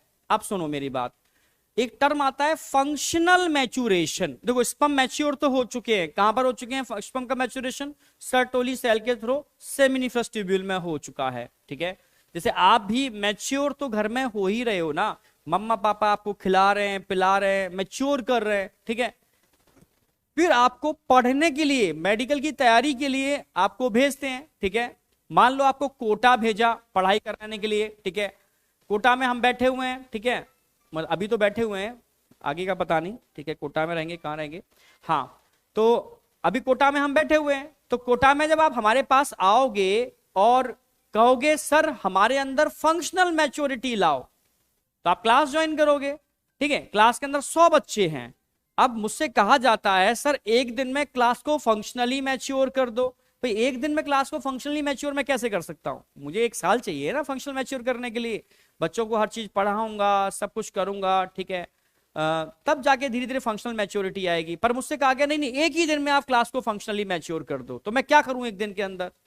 ठीक है, उस क्लास में 10 बच्चे ऐसे थे जो पहले से ही मैच्योर थे और 90 बच्चे ऐसे थे जो पहले से इमैच्योर थे। तो मैं क्या करूंगा एक दिन में फंक्शनल मैच्योरिटी के लिए, क्लास की फंक्शनल मैच्योरिटी के लिए 90 बच्चों को क्लास से बाहर निकाल दूंगा। तो क्या हो गया, जब 90 बच्चों को मैं क्लास से बाहर निकालूंगा तो अब मेरी क्लास में बच्चे होंगे, कितने होंगे? 10। कैसे होंगे? वो पहले से ही मैच्योर थे, मैच्योर होकर के आए थे घर से। ठीक है, समझ गए ना मेरी बात? तो मेरी क्लास क्या हो गई, एक बार में ही, सिंगल टाइम में, बहुत कम टाइम में फंक्शनली मैच्योर हो गई। ऐसे ही जब सेमिनिफरस ट्यूब्यूल में स्पर्म बनते हैं तो सारे स्पर्म कहां जाते हैं? ये स्पर्म जाते हैं एपिडिडाइमिस में स्टोर होते हैं। तो एपिडाइमिस का काम क्या होता है? स्पर्म को स्टोर करना। स्टोर करने के अलावा क्या करता है? Functional maturation. सर क्या है ये फंक्शनल मैच्योरेशन? भाई मैच्योरेशन का मतलब है परिपक्वता। ठीक है, आपका मैच्योर होना, समझते होगे मैच्योर तो। ठीक है, तो फंक्शनल मैच्योरेशन का पर्पस क्या है भाई? ये जब स्टोर होते हैं एपिडाइमिस में, तो एपिडाइमिस के जो सेल्स होते हैं वो इमैच्योर स्पर्म को खा जाते हैं, इमैच्योर स्पर्म को खा जाते हैं। जब इमैच्योर स्पर्म को वहां से हटा दिया जाता है तो बचे कैसे? Mature sperm. जब मैच्योर स्पर्म बचे तो इसी को तो बोलते हैं। अब टेस्टिस में जो टोटल मैच्योरेशन होगा वो कैसा होगा भाई? टोटल मैच्योरेशन मतलब कह सकते हो आप सारे मैच्योर हैं, क्योंकि इमैच्योर को आपने हटा दिया वहां से।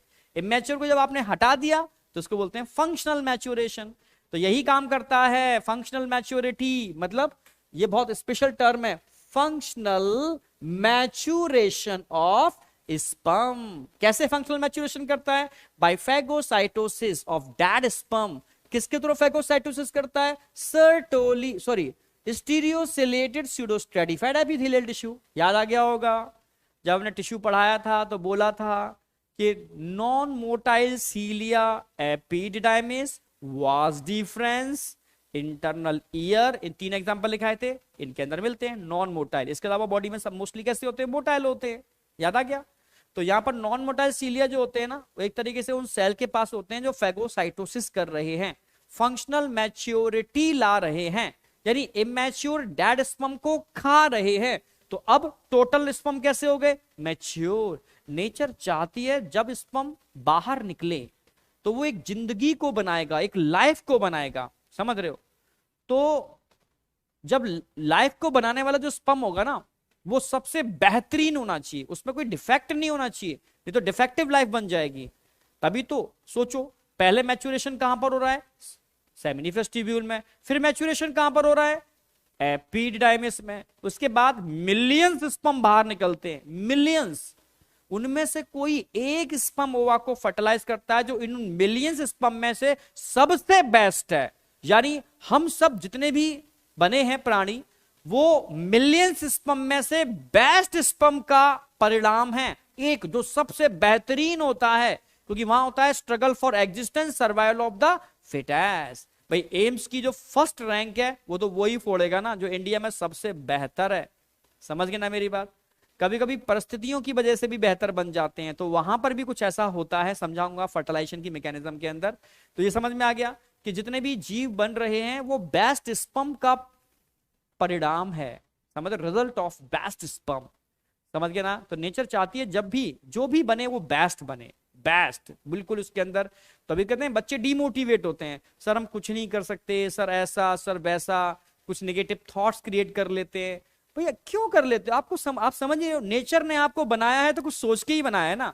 नेचर ने आपको बनाया है तो मिलियंस स्पर्म में से बेस्ट स्पर्म का परिणाम हो। तो आप यूं ही तो नहीं हो, आप कुछ ना कुछ तो लेकर के आए हो और कुछ ना कुछ टारगेट लेकर के आ रहे हो, पर कभी कभी आप टारगेट से डाइवर्ट हो जाते हो। समझ रहे हो? जब टारगेट से डाइवर्ट हो जाते हो तब नेगेटिव थॉट्स आते हैं, नहीं तो ऑलरेडी नेचर ने हमारी बॉडी में बहुत असीम एनर्जी दी है। ठीक है, ब्रेन को असीम तरीके से बनाया है। ठीक है, तो अब चालू करते हैं बेटा, ये समझ में आ गया होगा, यहां तक कोई डाउट शाउट नहीं है मुझे लग रहा है। ठीक है, सर्टोली सेल हो गया।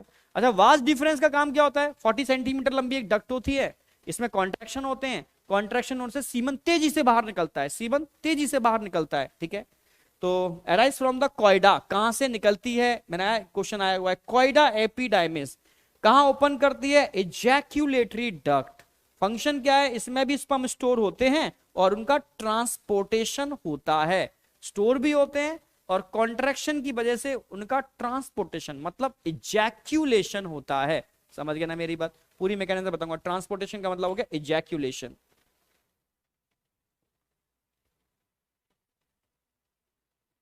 Ejaculation of semen, एजैक्यूलेशन of semen, ठीक है। चलो भाई यहां तक कोई डाउट शाउट नहीं होना चाहिए। अब फाइनली आगे बढ़ते हैं, यूरेथ्रा। समझ गए ना मेरी बात? अच्छा, यूरेथ्रा के कुछ पॉइंट्स रह गए क्या? ओके, कोई नहीं कोई नहीं कोई नहीं, ये हेडिंग ऊपर आ गई, ये नीचे आ गया, कोई नहीं, ठीक है। यूरेथ्रा को मैं, अच्छा कुछ पॉइंट्स थे वो यहाँ से नीचे आ गए, इसको नीचे लेके जाते हैं, स्टार बनाते हैं, इस स्टार को हम यहाँ बना देते हैं। अब यूरेथ्रा की लेंथ मेल में लगभग 20 सेंटीमीटर और फीमेल में 4 सेंटीमीटर होती है। मेल में यूरेथ्रा काफी लेंथ ज्यादा होती है, फीमेल में इसकी लेंथ कम होती है। अब फीमेल में जो लेंथ कम होती है इसका एक ड्रॉबैक है, इस पे क्वेश्चन आता है। फीमेल के केस में यूटीआई, यूटीआई समझते हो, यूरिनरी ट्रैक इन्फेक्शन, बड़ा कॉमन है टर्म यूटीआई। फीमेल्स में तो पता होता है, फीमेल्स को यूटीआई, यूटीआई बड़ा कॉमन है कि यार इसको यूटीआई हो गया, उसको यूटीआई हो गया। मेल को भी यूटीआई हो जाता है, ऐसा नहीं है, पर फीमेल के अंदर यूटीआई आर मोर कॉमन। क्यों मोर कॉमन होते हैं यूटीआई? यूटीआई का मतलब होता है urinary tract infection. Urinary tract infection का मतलब है यूरिन वाले ट्रैक से पैथोजन एंटर कर जाते हैं जो आपके यूरिनरी ट्रैक लाइक किडनी तक इन्फेक्शन कर सकते हैं। तभी तो भाई कहा जाता है जो पब्लिक प्लेस होते हैं जहां पर यूरिनेशन के लिए लोग जाते हैं तो फीमेल में इंफेक्शन होने की प्रोबेबिलिटी ज्यादा हो जाती है, ठीक है। तो फीमेल को बहुत मतलब ध्यान रखना चाहिए, हाइजेनिक प्लेस पर ही यूरिनेशन करना चाहिए। क्यों? क्योंकि उनका यूरेथ्रा बहुत छोटा है, 4 सेंटीमीटर, आसानी से पैथोजन एंटर कर सकते हैं पब्लिक प्लेस से, ठीक है। बहुत ध्यान रखना चाहिए इस चीज का, ठीक है, फीमेल के केस में। तो मेल तो चलो ठीक है, कोई नहीं, ठीक है, पर फीमेल के केस में ध्यान रखना चाहिए कि मेल के पास यूरेथ्रा बहुत बड़ा है, ठीक है, इस वजह से इन्फेक्शन होने की प्रोबेबिलिटी कम होती है। तो मेल में यूरेथ्रा 20 सेंटीमीटर, फीमेल में ओनली 4 सेंटीमीटर। तो इसलिए मैं, एक बीएचयू का क्वेश्चन था पुराना, in case of female UTI are more common due to short length of urethra in female.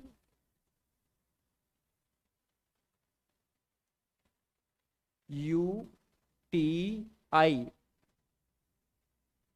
Urinary tract infection, लिख लो बाद में चीखोगे sir full form, UTI urinary tract infection, UTI are more common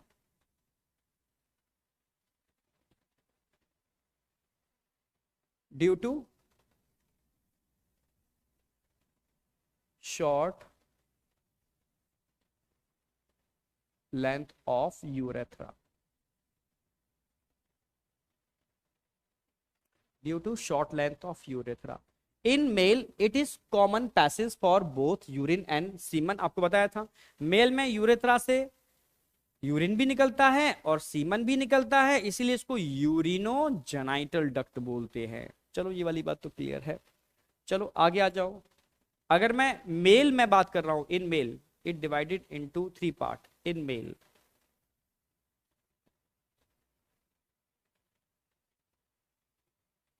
in male मैंने, याद हो आपको, एक डायग्राम बना के दिखाया था यूरेथ्रा का।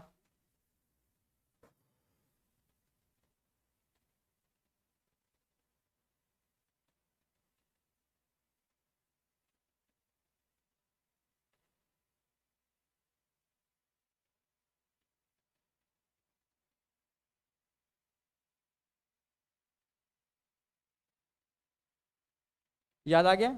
इस तरह डायग्राम था यूरेथ्रा का। फिर मैंने आपको बताया भी था, यहां प्रोस्टेट ग्लैंड होती है, याद हो। फिर मैंने ये बताया था कि नीचे की साइड में इरेक्टाइल टिश्यू होते हैं, इरेक्टाइल टिश्यू ऐसे ऐसे,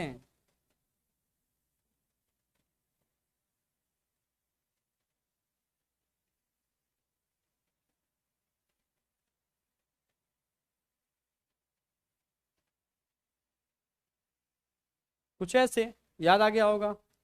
यानी नीचे अंदर क्या है, यूरेथ्रा। तो इस यूरेथ्रा को 3 पार्ट में डिवाइड कर सकते हो। यूरेथ्रा का वो पार्ट जो प्रोस्टेट से कवर्ड है उसको प्रोस्टेटिक यूरेथ्रा बोलते हैं। यूरेथ्रा का वो पार्ट जो इरेक्टाइल टिश्यू से कवर्ड है उसे पेनाइल यूरेथ्रा बोलते हैं। और यूरेथ्रा का वो पार्ट जो बहुत थिन होता है, किसी से कवर्ड नहीं है, इसको हम मेम्ब्रेनस यूरेथ्रा बोलते हैं। तो यूरेथ्रा को भी आप 3 पार्ट में डिवाइड कर सकते हो। समझ में आई या नहीं आई? सिंपल है, कोई खास नहीं। यहाँ पर क्वेश्चन भी वहां बस एक यूटीआई वाला क्वेश्चन है जो बनता है, और कोई खास नहीं है। आगे बढ़ते हैं। एक्सटर्नल जेनाइटेलिया, इसमें स्क्रोटम तो पढ़ा ही चुका हूं। हम बात करते हैं पेनिस की। भाई पेनिस एक क्या है, मेल कॉपुलेटरी ऑर्गन है। क्या है, कॉपुलेशन में हेल्प करता है। ठीक है, कॉपुलेशन की प्रक्रिया में यूज होने वाला एक ऑर्गन है जो हाईली मस्कुलर होता है, वेस्क्युलर होता है। इसका स्ट्रक्चर कैसा होता है वो समझाएंगे आपको। ठीक है,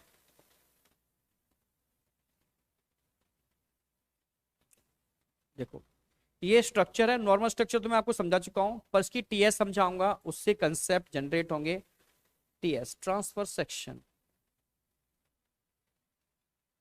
यहां से सारे क्वेश्चन सॉल्व होंगे आपके।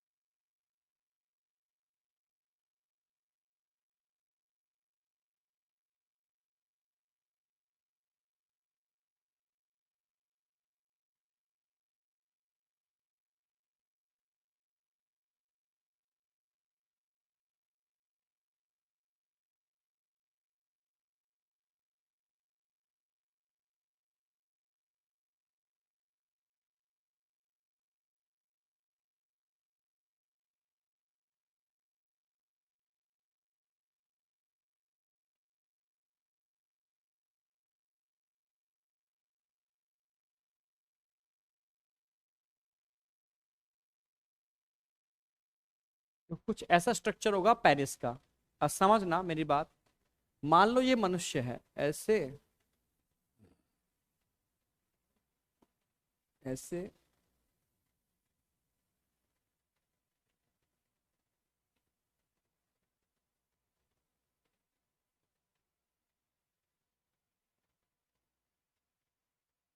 ये मान लो पेनिस है। तो पेनिस का जो ऊपर वाला पार्ट हो गया डोर्सल, तो नीचे वाला पार्ट हो गया वेंट्रल। समझने की कोशिश करना, पोजीशन समझानी जरूरी है। डोर्सल और वेंट्रल में डिफरेंस क्या होता है,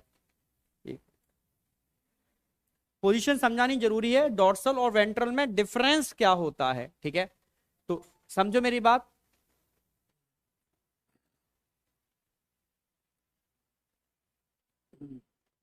समझो मेरी बात।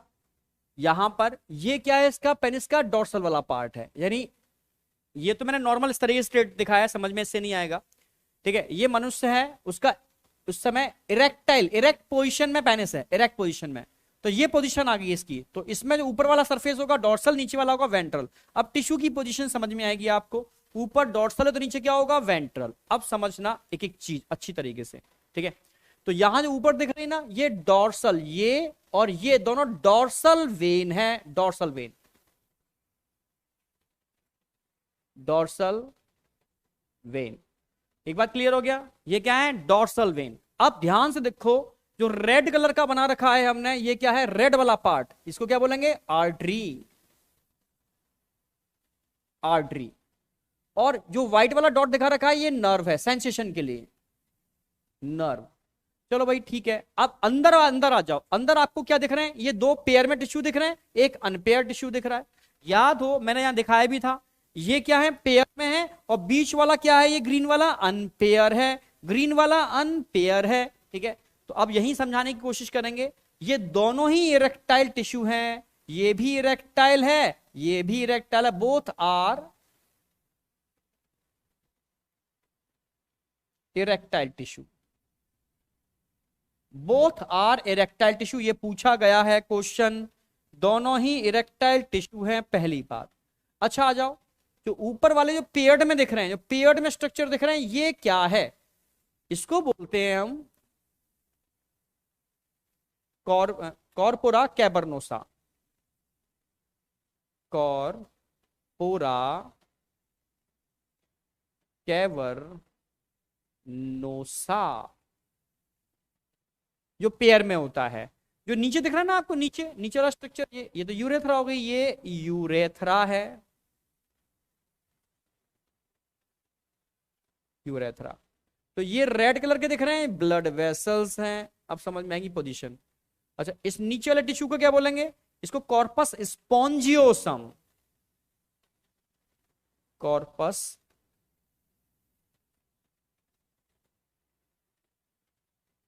स्पॉन्जियोसम। तो दो टिश्यू हो गए बेटा, एक हो गया कॉर्पस स्पॉन्जियोसम, एक कॉर्पोरा कैबरनोसा। जो ग्रीन कलर का दिख रहा है ना, ग्रीन कलर का, ये है कॉर्पस स्पॉन्जियोसम। ये दिख रहे हैं पेयर में, ये है कॉर्पोरा, कॉर्पोरा कैबरनोसा। अब समझ में आएगा। तो कॉर्पोरा कैबरनोसा पेयर में है, कॉर्पस स्पॉन्जियोसम सिंगल है। ये ट्रांसफर सेक्शन है, यूरेथ्रा के ऊपर एक ही टिश्यू होते हैं, ठीक है। अब क्वेश्चन क्या क्या बनते हैं, देखो ढेरों सारे क्वेश्चन बनेंगे यहां से। क्वेश्चन आएगा, कॉर्पोरा कैबरनोसा सिंगल होता है या pair, one pair, one pair.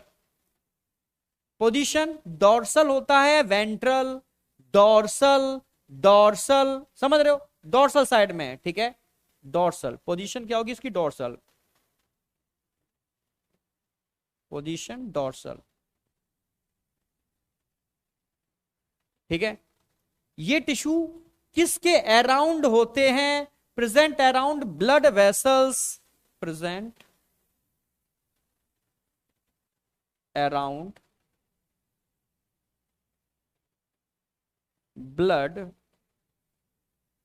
Vessels, ठीक है। वन पेयर होते हैं, डॉर्सल पोजीशन होती है, ब्लड वेसल्स के अराउंड होते हैं, ठीक है। इरेक्टाइल टिश्यू होते हैं, ठीक है। चलो अब कॉर्पस स्पॉन्जियोसम की बात कर लो, सिंगल होते हैं, one pair, single, single, unpaired, ठीक है। डॉर्सल है, वेंट्रल, वेंट्रल पोजीशन है, पर मिड में पोजीशन क्या होगी, मिड वेंट्रल, मिड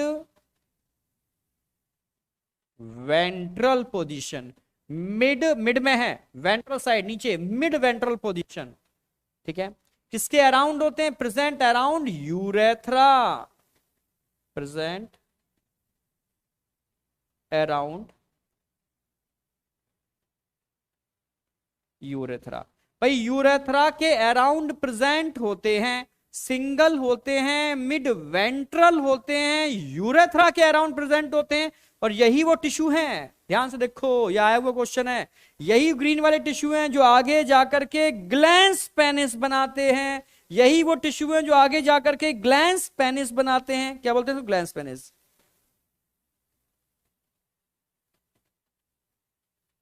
तो यही वो हैं जो क्या बनाते हैं, फॉर्म।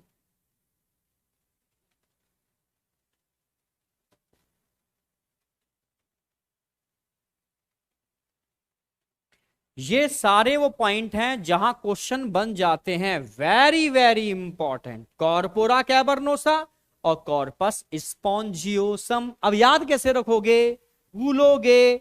अभी बताया था ना मैंने, ग्लैंस पेनिस कैसा होता है? ग्लैंस पेनिस स्पॉन्जी होता है, सॉफ्ट होता है। तो ग्लैंस पेनिस स्पॉन्जी सॉफ्ट होता है, तो ऐसे याद रहेगा आपको, spongiosum. Spongiosum responsible for formation of glans penis. आप समझ पा रहे हो? स्पॉन्जियोसम।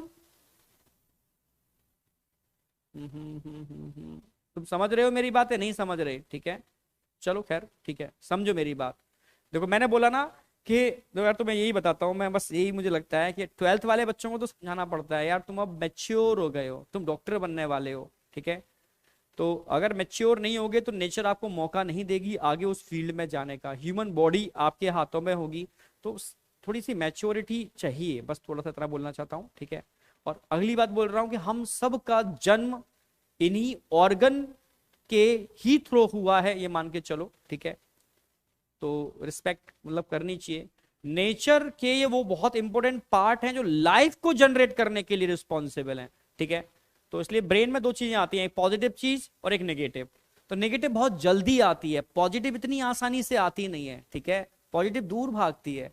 तो डिपेंड यही तो करता है कि आप नेगेटिव डायरेक्शन में मूव करना चाहते हो पॉजिटिव डायरेक्शन में। अगर आप पॉजिटिव डायरेक्शन में मूव करोगे तो दम लगाने पड़ेगी, बहुत हिम्मत मेहनत करने पड़ेगी, और नेगेटिव डायरेक्शन में तो मन लेके ही जाता है आपको, ठीक है?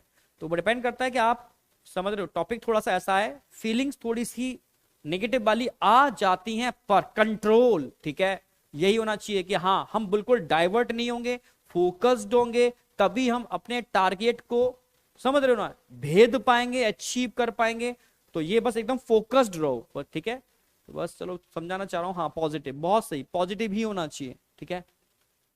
ये क्वेश्चन मेरी लगता है कोई डाउट आएगा तो नहीं, समझ में तो आ गया, सारे क्वेश्चन सॉल्व हो जाएंगे आपके यहां से, ठीक है? चलो आगे बढ़ते हैं। अब लास्ट मैकेनिज्म है इसकी, बेहतरीन मैकेनिज्म है, ठीक है? इसको एक बार देख लेते हैं लास्ट मैकेनिज्म को। कौन सी मैकेनिज्म है? देखो एक मिनट।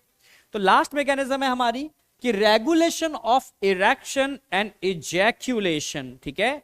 तो regulation of erection and ejaculation समझने की है, एकदम फोकस्ड हो जाओ, ठीक है? समझने का मतलब है, मैं फिर बोल रहा हूं, नेगेटिव नहीं होना, पॉजिटिव होना। मैं समझा रहा हूं, समझाना जरूरी है, नहीं तो डाउट डाउट रह जाएगा, ठीक है?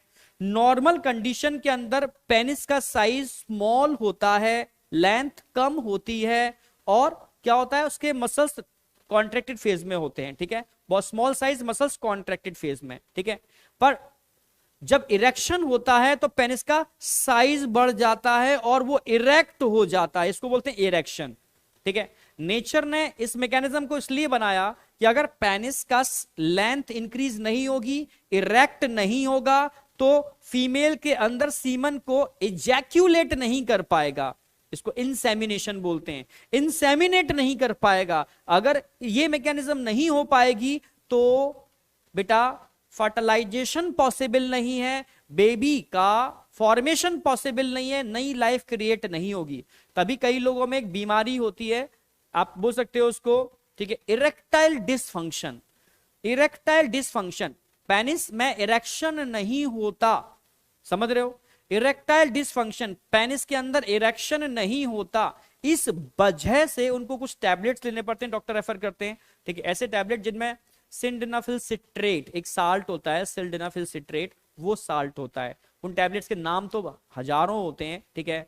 एक कॉमन नाम था व्याग्रा, ठीक है? बनाई गई थी हार्ट के लिए, हार्ट के लिए, हार्ट अटैक के लिए, और यूज होती है आज की डेट में जिसमें इरेक्शन डिसफंक्शन के अंदर, ठीक है? इरेक्टाइल डिसफंक्शन के अंदर, ठीक है? क्योंकि आज की डेट में लोग अगर नॉर्मल भी हैं तब भी इन टैबलेट्स को यूज करते हैं, जिसका साइड इफेक्ट बड़ा तगड़ा होता है, क्योंकि बॉडी डिपेंडेंट हो जाती है सिल्डेनाफिल सिट्रेट का स्टिमुलेशन, आप समझ रहे हो? बॉडी को डिपेंडेंसी कर देता है, डिपेंडेंसी की वजह से नेचुरल इरेक्शन की मैकेनिज्म खत्म हो जाती है।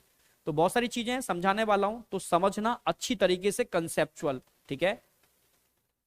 पॉजिटिव होकर के, पॉजिटिव होकर के, ठीक है? चलो, सारा खेल वही, ब्रेन का कौन सा पार्ट? आप बोलोगे भाई सबसे पहले होता है CNS, central nervous system, CNS, central nervous system. Central nervous system, CNS. CNS में आप जानते हो ब्रेन और स्पाइनल कॉर्ड आते हैं। सीएनएस किससे जुड़ा होता है? सीएनएस जुड़ा होता है पीएनएस। सीएनएस किससे जुड़ा होगा? PNS, peripheral nervous system, PNS. अब तो सारे कंसेप्ट एकदम क्लियर हो गए होंगे नर्वस सिस्टम के, मुझे लग रहा है। PNS, peripheral nervous system, it is a network of neuron which connect CNS to body organ. अच्छा, सीएनएस के भी दो पार्ट होते हैं, एक एसएनएस और एएनएस, पर हम बॉडी ऑर्गन की बात कर रहे हैं तो हम यहां बात करेंगे किसकी? एएनएस। एक मिनट, ठीक है। तो हम यहां दो चीजों की बात करने वाले हैं, ठीक है। हम बात करने वाले हैं यहां पर एसएनएस और एएनएस। तो दो चीजें समझनी होंगी आपको यहां पर, ठीक है। दो चीजें समझनी क्या है भाई? PNS is the network of neuron which connect CNS to body organ, CNS to body organ, ठीक है। तो आपको ये याद रखना पड़ेगा कि कैसे कौन कनेक्ट करने के लिए रिस्पॉन्सिबल है। और पीएनएस की अगर बात करते हैं, it is the peripheral nervous system, ठीक है। इसके दो पार्ट होंगे, तो मैं बात कर रहा हूं यहां पर ओनली एएनएस की, autonomic nervous system. ANS, autonomic nervous system, ये आप जानते हो, ये हम कई मैकेनिज्म में इसको पढ़ा चुके हैं। तो अब आपको समझना होगा एएनएस के बारे में। अब एएनएस के भी दो पार्ट होते हैं, आप जानते हो, एक तो होता है पैरासिम्पैथेटिक और एक होता है सिंपैथेटिक नर्वस सिस्टम। यहां से क्वेश्चन बनने चालू होते हैं, पैरासिम्पैथेटिक और सिंपैथेटिक नर्वस सिस्टम। लिख देते हैं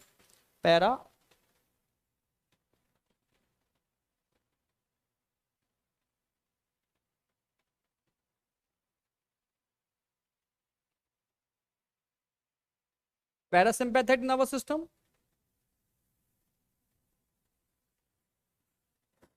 और दूसरा होगा सिंपैथेटिक नर्वस सिस्टम।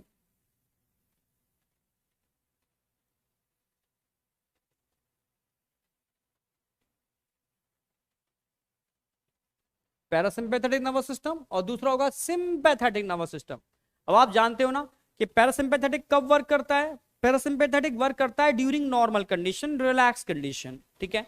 और सिंपैथेटिक कब वर्क करता है? ड्यूरिंग इमरजेंसी, ठीक है।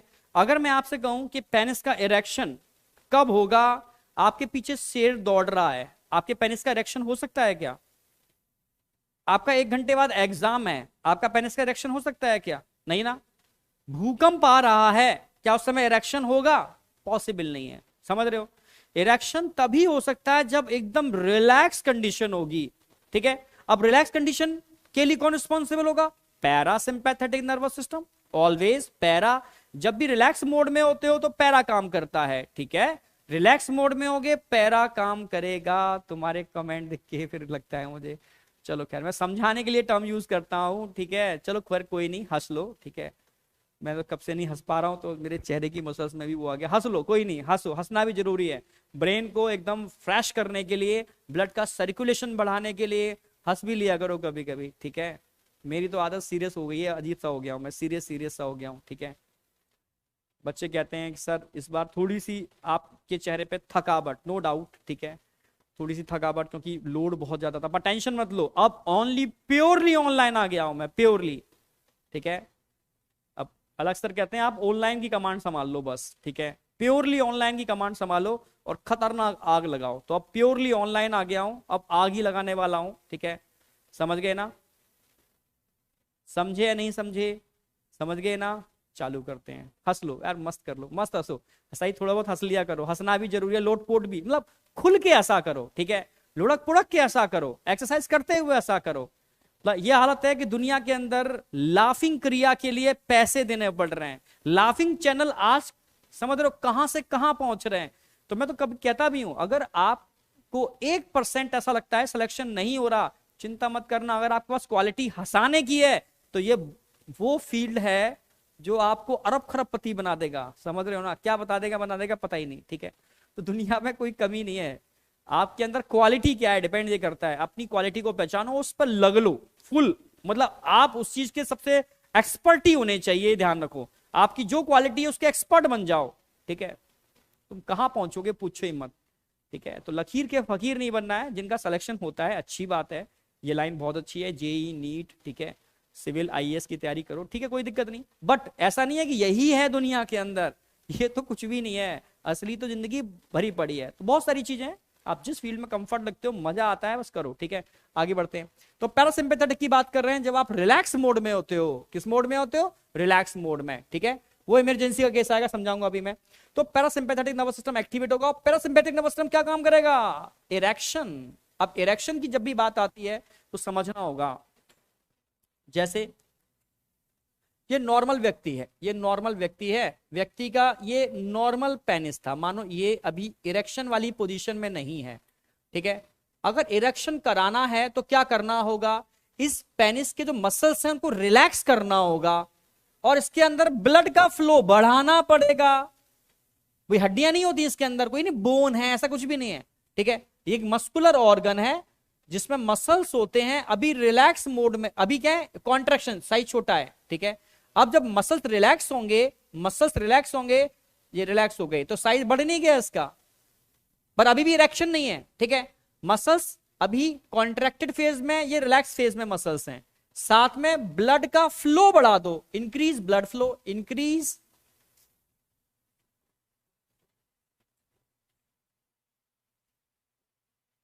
अब क्या करना है इसमें? अगर ब्लड का फ्लो बढ़ा दोगे तो ऑटोमेटिकली क्या हो जाएगा? इसमें इरेक्शन हो जाएगा। Increase blood flow, increase blood flow.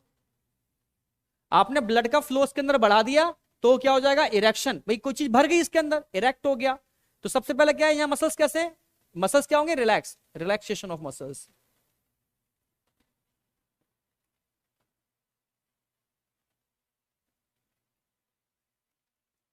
तो सबसे पहले क्या कर रहे हो? मसल्स को रिलैक्स करा रहे हो तो साइज बढ़ गया, मसल्स रिलैक्स हो गए, ढीले हो गए। इधर ब्लड का फ्लो बढ़ा दिया आपने, इसमें छोटे छोटे ऑर्बिट्स होते हैं। अरे यार क्या आ गया है? इसमें क्या होते हैं? ऐसे ऐसे साइनस होते हैं, blood sinus, blood sinus, blood sinus. In blood sinus के अंदर ब्लड का फ्लो बढ़ जाता है, increase blood flow in blood sinus.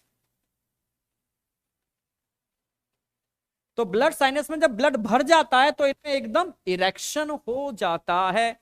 यानी इतना बात समझ में आया क्या? कि एक रिलैक्सेशन ऑफ मसल्स और erection of tissue, sorry,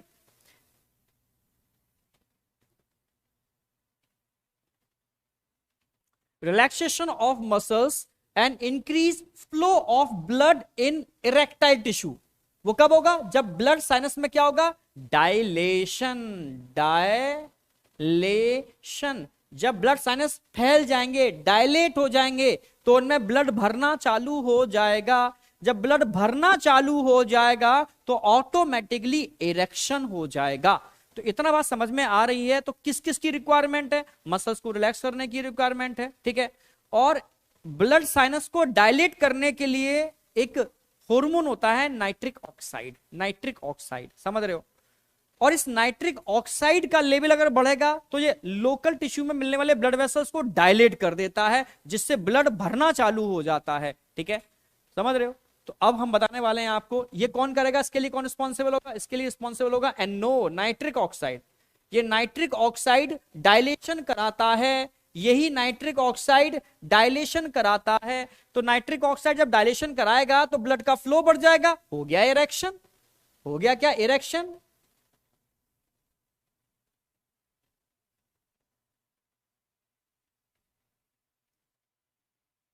erection हो गया, erection.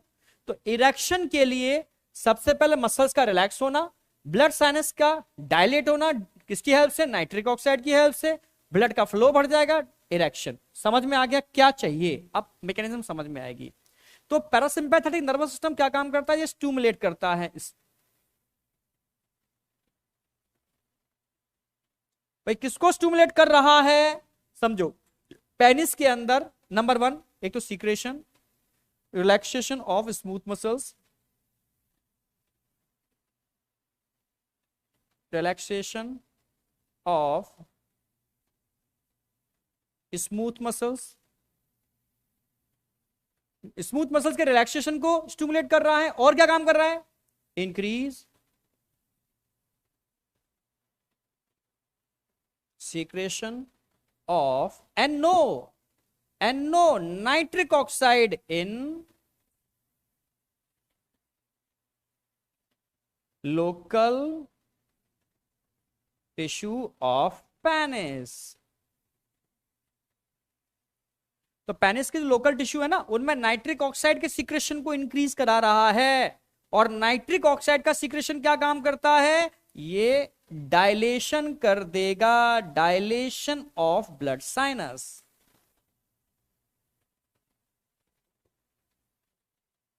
Dilation of blood sinus. और जब ब्लड साइनस का डायलेशन होगा और तो क्या हो जाएगा? Increase blood flow, increase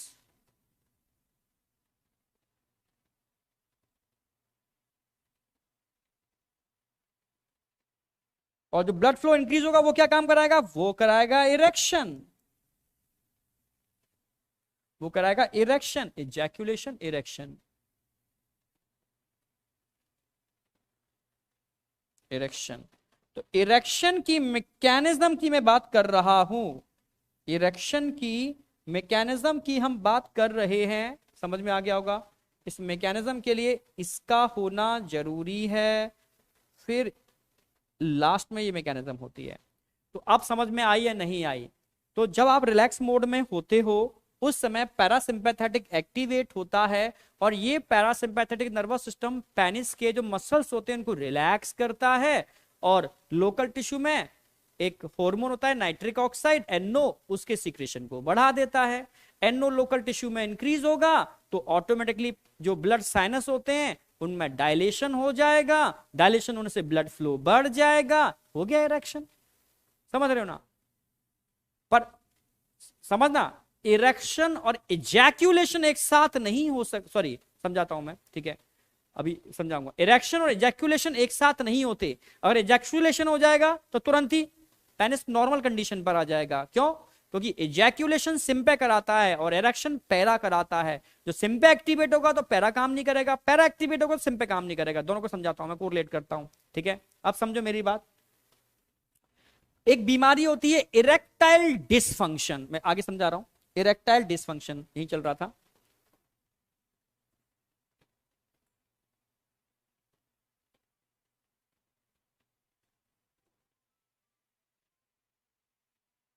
in case of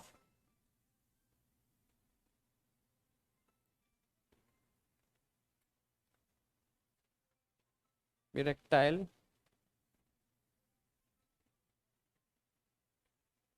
dysfunction, अगर हम इरेक्टाइल डिसफंक्शन की बात करते हैं, ये उन इंसान के अंदर होती है इरेक्टाइल डिसफंक्शन। मेरी बात समझना, अगर हम इरेक्टाइल डिसफंक्शन की बात करते हैं तो जिनके पेनिस में इरेक्शन की कैपेसिटी नहीं होती, समझ रहे हो ना मेरी बात?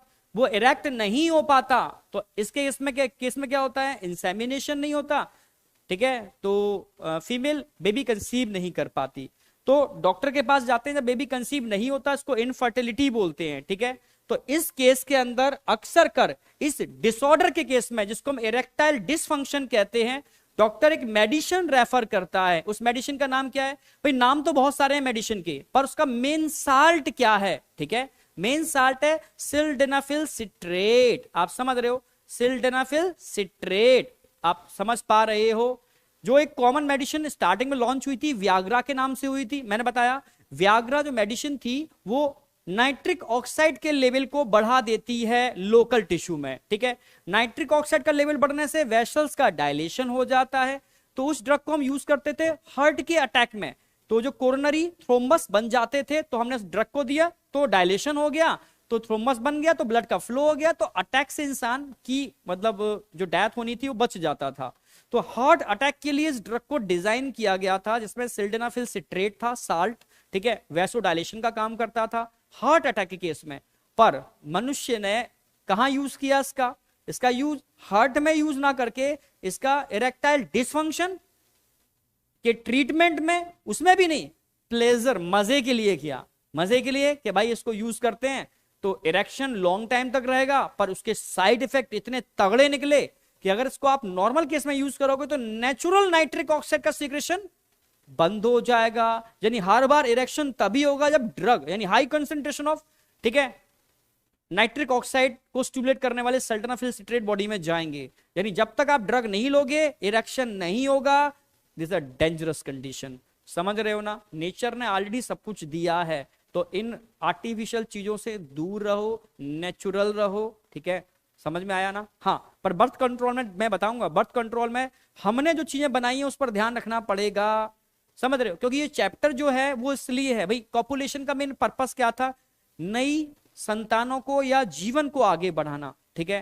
पर मनुष्य पॉपुलेशन संतानों के लिए नहीं करता, प्लेजर के लिए करता है, ठीक है। बहुत कम ही लोग हैं जहां पर इसका रोल वहां पर होता है, तो इस वजह से क्या होता है, संतानों की लाइन लग जाती है। पृथ्वी पर रिसोर्सेज लिमिटेड हैं, सब कुछ लिमिटेड है, अगर ऐसा ही चला तो मामला बिगड़ जाएगा। तो इसीलिए नेचर ने, मतलब मनुष्यों ने कुछ आर्टिफिशियल डिवाइस डेवलप किए जिनको यूज करना जरूरी है, नहीं तो फिर अर्थ पर जगह नहीं बचेगी। समझ में आया नहीं आया।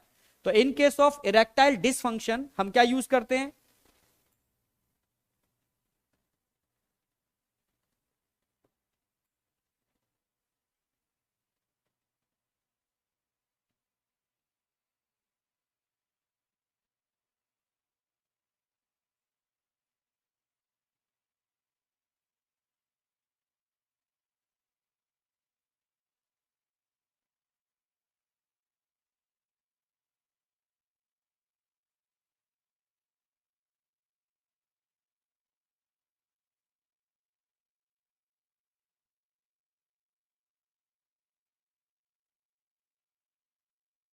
तो एक लाइन लिख दी है, इन case of erectile dysfunction use nitric oxide stimulating drugs, जिसमें क्या होता है, सिल्डेनाफिल सिट्रेट होता है। ब्रांड 50 है मार्केट के अंदर, ठीक है। जिसका पहला ब्रांड जो लॉन्च हुआ था व्याग्रा के नाम से हुआ था, पर वो इसके लिए नहीं था, वो हार्ट के लिए था, पर यूज यहां पर होता है। समझ में आया नहीं आया, आया नहीं आया, एकदम डार्क, एकदम फोकस रखना, ठीक है। यहां तक मुझे नहीं लगता कोई डाउट है आपको। आगे बढ़ते हैं बेटा।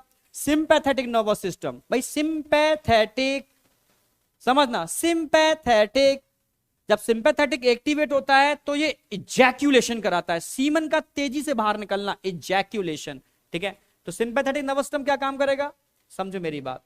एक तरीके से सीमन कहां भरा हुआ है, एपिडिडाइमिस में सीमन भरा हुआ है, ठीक है, वास डिफरेंस में और एम्पुलरी रीजन की में सीमन भरा हुआ है। तो होता क्या है, जब इनके अराउंड जो स्मूथ मसल्स होते हैं, एक मिनट रुकना, इनके अराउंड जो स्मूथ मसल्स होते हैं, समझने की कोशिश करना, उन स्मूथ मसल्स में कॉन्ट्रैक्शन होता है, कॉन्ट्रैक्शन होने से एक्सपेल्शन, एक्सपेल्शन ऑफ सीमन जो होता है ना, वो इनमें इसके, तो सिंपैथेटिक नर्वस सिस्टम क्या काम करता है, ये स्टिमुलेट करता है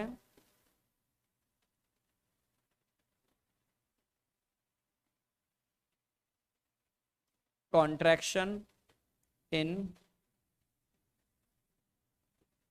smooth muscles of epididymis,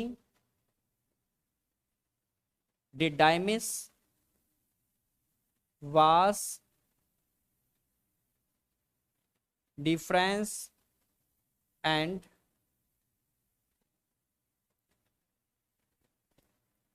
एजैक्यूलेटरी duct. जब इनकी जो स्मूथ मसल्स हैं इनके अराउंड, उनमें जब कॉन्ट्रैक्शन होता है ना, तो तेजी से सीमन बाहर निकलता है, इसी को बोलते हैं क्या, इसी को बोलते हैं एजैक्यूलेशन।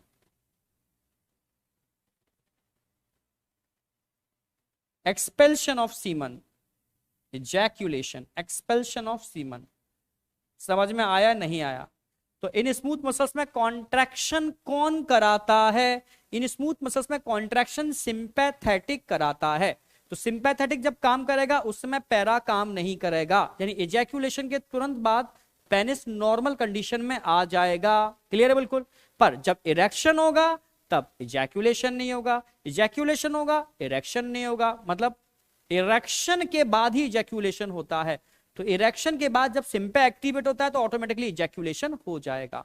तो मुझे नहीं लगता यहां तक कोई डाउट शाउट है, सारा क्लियर है। नर्वस सिस्टम पर क्वेश्चन आता है, ये मत भूल जाना सिंपे क्या काम करता है और पैरा क्या काम करता है। एक ही चीज ध्यान रखनी है जो मैंने हर चैप्टर में कराई है इन्हीं से रिलेटेड, सिंपे इमरजेंसी, पैरा नॉर्मल, शेर दौड़ेगा तो क्या होगा, समझ में आया, बस इतना ध्यान रखना है, काम हो जाएगा, ठीक है। चलो क्लियर। तो ये पार्ट भी हमारा क्लियर है। अच्छा, लास्ट बचा हुआ एसेसरी ग्लैंड और है, ठीक है। देखो टाइम क्या हो रहा है, बताओ। एसेसरी ग्लैंड करा दूं, छोटा सा ही है वैसे तो, आज मेल वाला पार्ट खत्म हो जाएगा, हाँ 25 में हो जाएगा, ठीक है। अब देखो भाई, सेमिनल वेसाइकल, प्रोस्टेट और बल्बो यूरेथ्रल, ये तीन ही तो एसेसरी ग्लैंड थी, मैंने आपको डायग्राम में भी समझाती है। सेमिनल वेसाइकल वन पेयर होते हैं, आप जानते ही हो, one pair. Prostate single, again one pair. यहां तक तो कोई डाउट है ही नहीं। अगर मैं तीनों की बात करूं, इनका जो फ्लूइड रिलीज होता है, ठीक है, जो फ्लूइड निकलता है, इस फ्लूइड को हम कॉमनली बोलते हैं सेमिनल प्लाज्मा। तो सेमिनल प्लाज्मा है क्या? इन तीनों का जो मिला जुला लिक्विड है, जो इन तीनों ग्लैंड से निकलता है, उसी लिक्विड को हम सेमिनल प्लाज्मा बोलते हैं। समझ में आई या नहीं आई?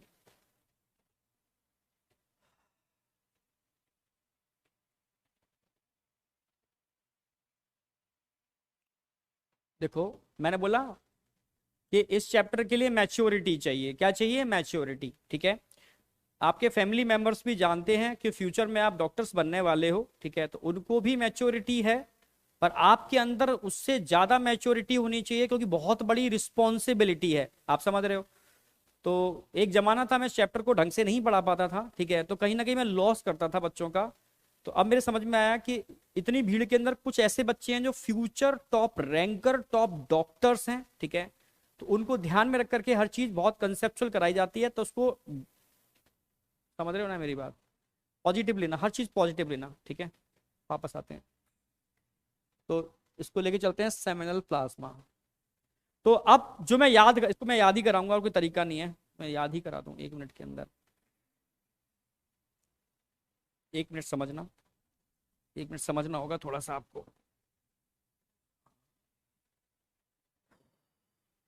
क्या क्या याद करना है?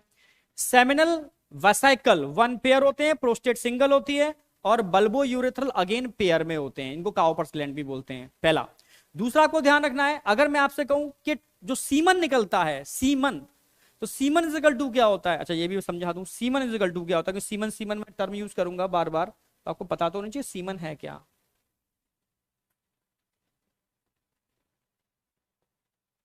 सीमन इज इक्वल टू क्या होता है? स्पर्म प्लस इन तीनों ग्लैंड का जो फ्लूइड है, सेमिनल प्लाज्मा, सेमिनल प्लाज्मा। तो सीमन इजिकल टू क्या होगा भाई? सीमन का मतलब है जिसके अंदर स्पर्म होंगे, और तीनों जो ग्लैंड्स हैं, मेल सेक्स एसेसरी ग्लैंड्स, इनका फ्लूइड मिलाकर के जो बनता है, उसी को हम बोलते हैं सीमन। तो अब बात बात पे मैं सीमन टर्म यूज करूंगा, ठीक है, तो समझ जाओगे कि क्या किसकी बात चल रही है। अगर मैं बात करता हूं सेमिनल प्लाज्मा, ये टोटल सीमन का सबसे ज्यादा पार्ट, ये क्वेश्चन पूछा था, मैक्सिमम, मैक्सिमम कौन रिलीज करता है भाई? टोटल सीमन जो बाहर निकलता है, उसका 60 to 70% पार्ट सेमिनल वेसाइकल से निकलता है। पहली बात क्लियर है? जो सीमन होता है ना, सीमन एसिडिक होता है या एल्कलाइन? जो सीमन, टोटल सीमन होता है ना, ये एल्कलाइन होता है, एल्कलाइन फ्लूइड है, एल्कलाइन फ्लूइड।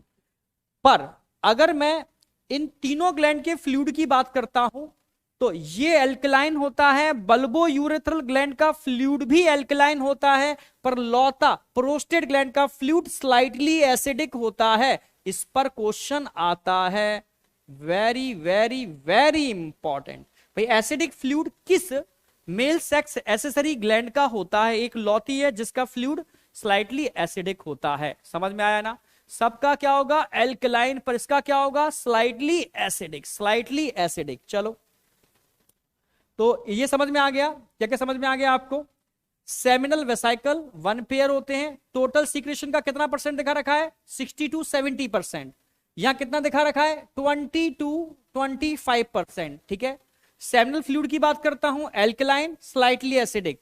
अगर इस फ्लूइड की बात करता हूं, येलो और विस्कस होता है, ये येलो और विस्कस होता है, जबकि ये मिल्की होता है। मिल्की क्वेश्चन आया हुआ, मिल्की फ्लूइड किसका होता है? प्रोस्टेटिक फ्लूइड को अगर अलग से देखोगे मिल्की फ्लूइड होता है, ठीक है। इसमें क्या क्या होता है, इसमें फ्रक्टोज होती है, फ्रक्टोज फॉर एनर्जी, स्पर्म को एनर्जी देनी है तो फ्रक्टोज चाहिए। प्रोस्टाग्लैंडिन लोकल हार्मोन होते हैं, जहां पर भी प्रोस्टाग्लैंडिन होते हैं ना, वो स्मूथ मसल्स में कॉन्ट्रैक्शन कराते हैं, कॉन्ट्रैक्शन इन स्मूथ मसल्स।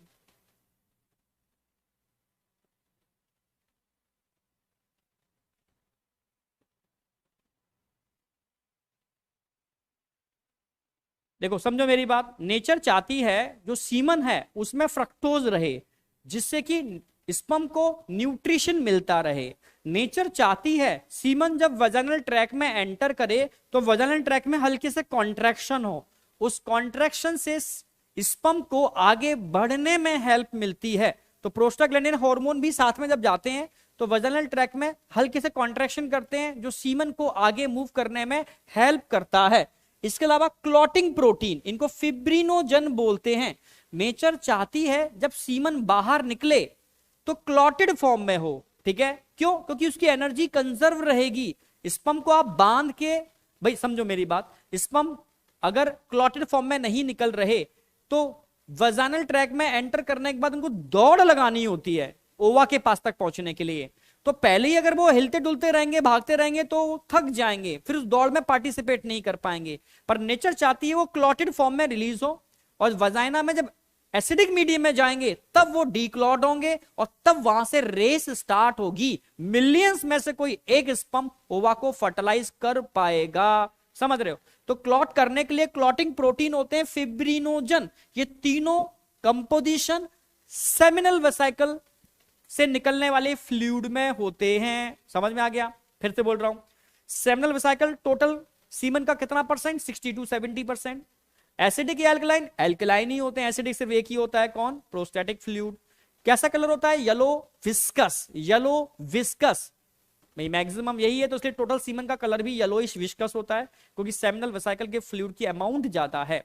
क्या क्या होता है? फ्रक्टोज होता है इसमें नरिशमेंट के लिए, और क्या होता है? प्रोस्टाग्लैंडिन हार्मोन होते हैं इसके अंदर जो कॉन्ट्रैक्शन में हेल्प करते हैं, और क्या होता है? क्लॉटिंग प्रोटीन होते हैं जो सीमन को बांध के रखते हैं, सीमन को बांध के रखते हैं, वो क्लॉटिंग प्रोटीन्स होते हैं, वो भी इसके अंदर होते हैं, ठीक है।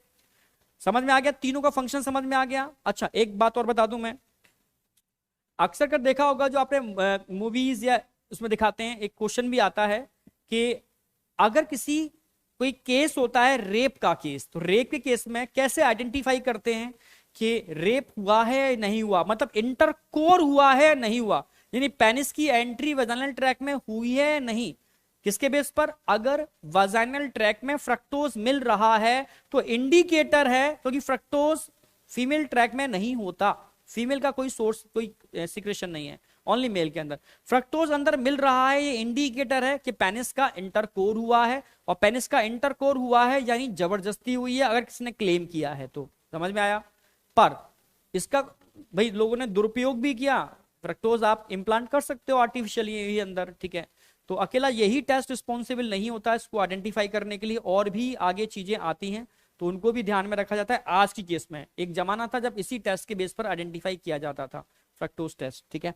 चलो अब बात करते हैं किसके केस में। भाई प्रोस्टेट ग्लैंड मिल्की फ्लूइड होता है, स्लाइटली एसिडिक होता है, 20 से 25%, ठीक है। सेकंड नंबर पर ये आता है। इसमें सिट्रिक एसिड होता है, सिट्रिक एसिड से एटीपी बनती है, क्रैब्स साइकिल पढ़ा होगा आपने। इसमें प्रोटियोलिटिक एंजाइम होते हैं, यानी ये फिब्रिनोजन क्लॉट करेंगे, प्रोटियोलिटिक एंजाइम तोड़ेंगे क्लॉट को। पर ये कब काम करते हैं? जब एसिडिक मीडियम आता है, और एसिडिक मीडियम कहां होता है? फीमेल के ट्रैक में होता है। तो सब सीमन फीमेल के ट्रैक में एंटर करता है तब ये एक्टिवेट होते हैं, और एक्टिवेट होकर के इस क्लॉटेड सीमन को डीक्लॉट करते हैं। हाँ, ऐसा ना हो कि फीमेल के ट्रैक में बैक्टीरिया हो, इन्फेक्शन हो, ठीक है, उससे बचाने के लिए यहां पर सेमिनल प्लाज्मिन प्रोटीन होती है जो एक एंटीबायोटिक का काम करते हैं। यानी नेचर चाहती है कि सीमन वेजाइना में पहुंचे, वहां से स्पर्म ओवा तक पहुंचे बिना किसी दिक्कत के, इन्फेक्शन के, स्वस्थ फॉर्म में, ठीक है। तो सेमिनल प्लाज्मिन प्रोटीन एंटीबायोटिक का काम करती है। और कैल्शियम और फॉस्फेट होते हैं, ठीक है, जो स्पर्म की मोटिलिटी को बढ़ाते हैं। ये क्या करते हैं? Increase motility of sperm. तो स्पर्म की मोटिलिटी को बढ़ाने के लिए कैल्शियम और फॉस्फेट की रिक्वायरमेंट होती है, ठीक है। तो कंपोजिशन मैं बता दे रहा हूं, बस इन दो की कंपोजिशन मेन है। 60 to 70% सेमिनल फ्लूइड, ठीक है। एसिडिक एल्कलाइन एल्कलाइन होता है, ठीक है। कलर कैसा होगा? येलोइश विस्कस होगा। क्या क्या होगा? तीन चीजें होंगी, फ्रक्टोज, प्रोस्टाग्लैंडिन, ठीक है, और क्लॉटिंग प्रोटीन, ठीक है, फिब्रिनोजन। प्रोस्टेटिक फ्लूइड भाई 20 से 25%, ठीक है, यही होता है। कैसा होगा भाई? यही एक ऐसा फ्लूइड है जो स्लाइटली एसिडिक होगा, ठीक है, लगभग 6.5 के आसपास पीएच होगी, ठीक है। कलर कैसा होगा? मिल्की होगा। क्या क्या इसके अंदर होगा? तो सबसे पहले इसके अंदर मैंने बताया फ्रक्टोज यहां पर नहीं होगा, सिट्रिक एसिड होगा एनर्जी के लिए। प्रोटियोलिटिक एंजाइम फिब्रिनोलाइसिन होंगे क्लॉटेड प्रोटीन को तोड़ने के लिए। एंटीबायोटिक होगी इसके अंदर, साथ में कैल्शियम फॉस्फेट होंगे जो मोटिलिटी बढ़ाएंगे, तेजी से स्पर्म मूव कर पाए ट्रैक के अंदर, उसके लिए। यहां तक समझ में आया? नहीं आया? फिनिश। अब लास्ट में एक ग्लैंड और बचती है, यहां एंड हो जाएगा। काउपर्स ग्लैंड पेयर में होते हैं। ये क्या करते हैं? ये पेनिस के जो टिप होती है ना, उसको लुब्रिकेट बनाते हैं, ओनली लुब्रिकेंट का काम करते हैं, ठीक है। एल्कलाइन फ्लूइड होता है, साथ साथ में ये पीएच को भी मेंटेन करने में हेल्प करता है। एल्कलाइन होता है, लुब्रिकेशन में हेल्प करता है, जिससे इंटरकोर प्रॉपर हो पाए, ठीक है। During sexual aerosol these secret a alkaline fluid, ठीक है, into the urethra that protect the passing sperm by the neutralising the. भाई अब यूरिन की वजह से पूरी यूरेथ्रा एसिडिक होती है या एल्कलाइन? भाई पूरी यूरेथ्रा एसिडिक होती है, क्योंकि यूरिन एसिडिक होती है, और एसिडिक मीडियम के अंदर तो स्पर्म मारे जाएंगे। तो ये क्या काम करता है? धीरे धीरे रिलीज होता है और उस मीडियम को, उस ट्रैक को एल्कलाइन बनाता है, ठीक है। साथ साथ में दे ऑल्सो सीक्रेट म्यूकस जो लुब्रिकेशन में हेल्प करता है, एंड ऑफ द पेनिस, यानी ग्लैंस पेनिस को लुब्रिकेट भी करता है। दो काम ध्यान रखने हैं, एक तो ग्लैंस पेनिस को लुब्रिकेट करता है, साथ में यूरेथ्रा का जो एसिडिक मीडियम होता है उसको एल्कलाइन बनाने का काम करता है। बस फिनिश। सीमन मैं बता चुका हूं, स्पर्म और सेमिनल फ्लूइड के मिलाने से सीमन बनता है, जो स्लाइटली एल्कलाइन होता है। टोटल सीमन एल्कलाइन होता है, और जो एक बार निकलता है सीमन बाहर सिंगल इजैक्यूलेशन के अंदर, समझना मेरी बात, वो लगभग 2.5 से लेकर के 5 ml होता है, जिसमें कम से कम इतने स्पर्म होने चाहिए नॉर्मल फर्टिलिटी के लिए। अगर 200 से 300 मिलियन स्पर्म नहीं है सिंगल इजैक्यूलेशन में, उससे कम है, एक अमाउंट होता है, उससे कम आने पर इनफर्टिलिटी काउंट होती है। सही मायने में ओवा को फर्टाइल करने के लिए मिलियंस स्पर्म चाहिए, तभी जाकर के बेस्ट स्पर्म ओवा को फर्टाइल कर पाता है। अगर इससे कम है तो उसको इनफर्टिलिटी बोलते हैं। तो बस यही क्लास एंड करेंगे, मुझे लगता है यहां तक कोई डाउट शाउट है नहीं, ठीक है। तो कंक्लूड कर दे रहा हूं मैं। अच्छा, फीमेल वाला पार्ट तो आज कराएंगे नहीं।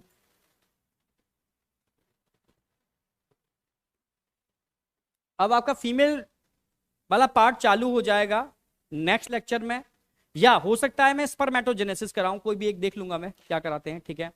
तो पहले ये पार्ट ही खत्म कर देंगे, मेल वाला पूरा विद स्पर्मेटोजेनेसिस, फिर फीमेल वाला चालू कर देंगे विद oogenesis, ठीक है। तो ये भी एक तरीका, ठीक है, देख लेंगे जैसा भी कंफर्ट रहेगा, ठीक है। आपको समझ में आना चाहिए। आपके मैं कमेंट्स देखूंगा, कमेंट जरूर किया करो, तो उसे आइडिया लगता है कि किस डायरेक्शन में गाड़ी जा रही है, ठीक है। जितने भी स्पैमर्स हैं उनको हम परमानेंट ब्लॉक करा देंगे, परमानेंट। अब वो सॉफ्टवेयर जनरेट हो चुका है, परमानेंट ब्लॉक वाला ऑप्शन आ चुका है, ठीक है, बीएम के पास। तो वो सारे के सारे जितने भी, मतलब वो परमानेंट का मतलब है दोबारा वो एक्टिवेट ही नहीं हो पाएंगे, तो अलर्ट रहना, ठीक है। ऊट पटांग मैसेज मत करना, ठीक है, नहीं तो परमानेंट ब्लॉक हो जाओगे, फिर आप फ्यूचर में जेन्युइन मैसेज भी नहीं पूछ पाओगे, ठीक है, जेन्युइन डाउट्स भी नहीं पूछ पाओगे, ठीक है। तो आज के लिए इतना ही रखते हैं। ओके, ऑल द बेस्ट बेटा, बाय।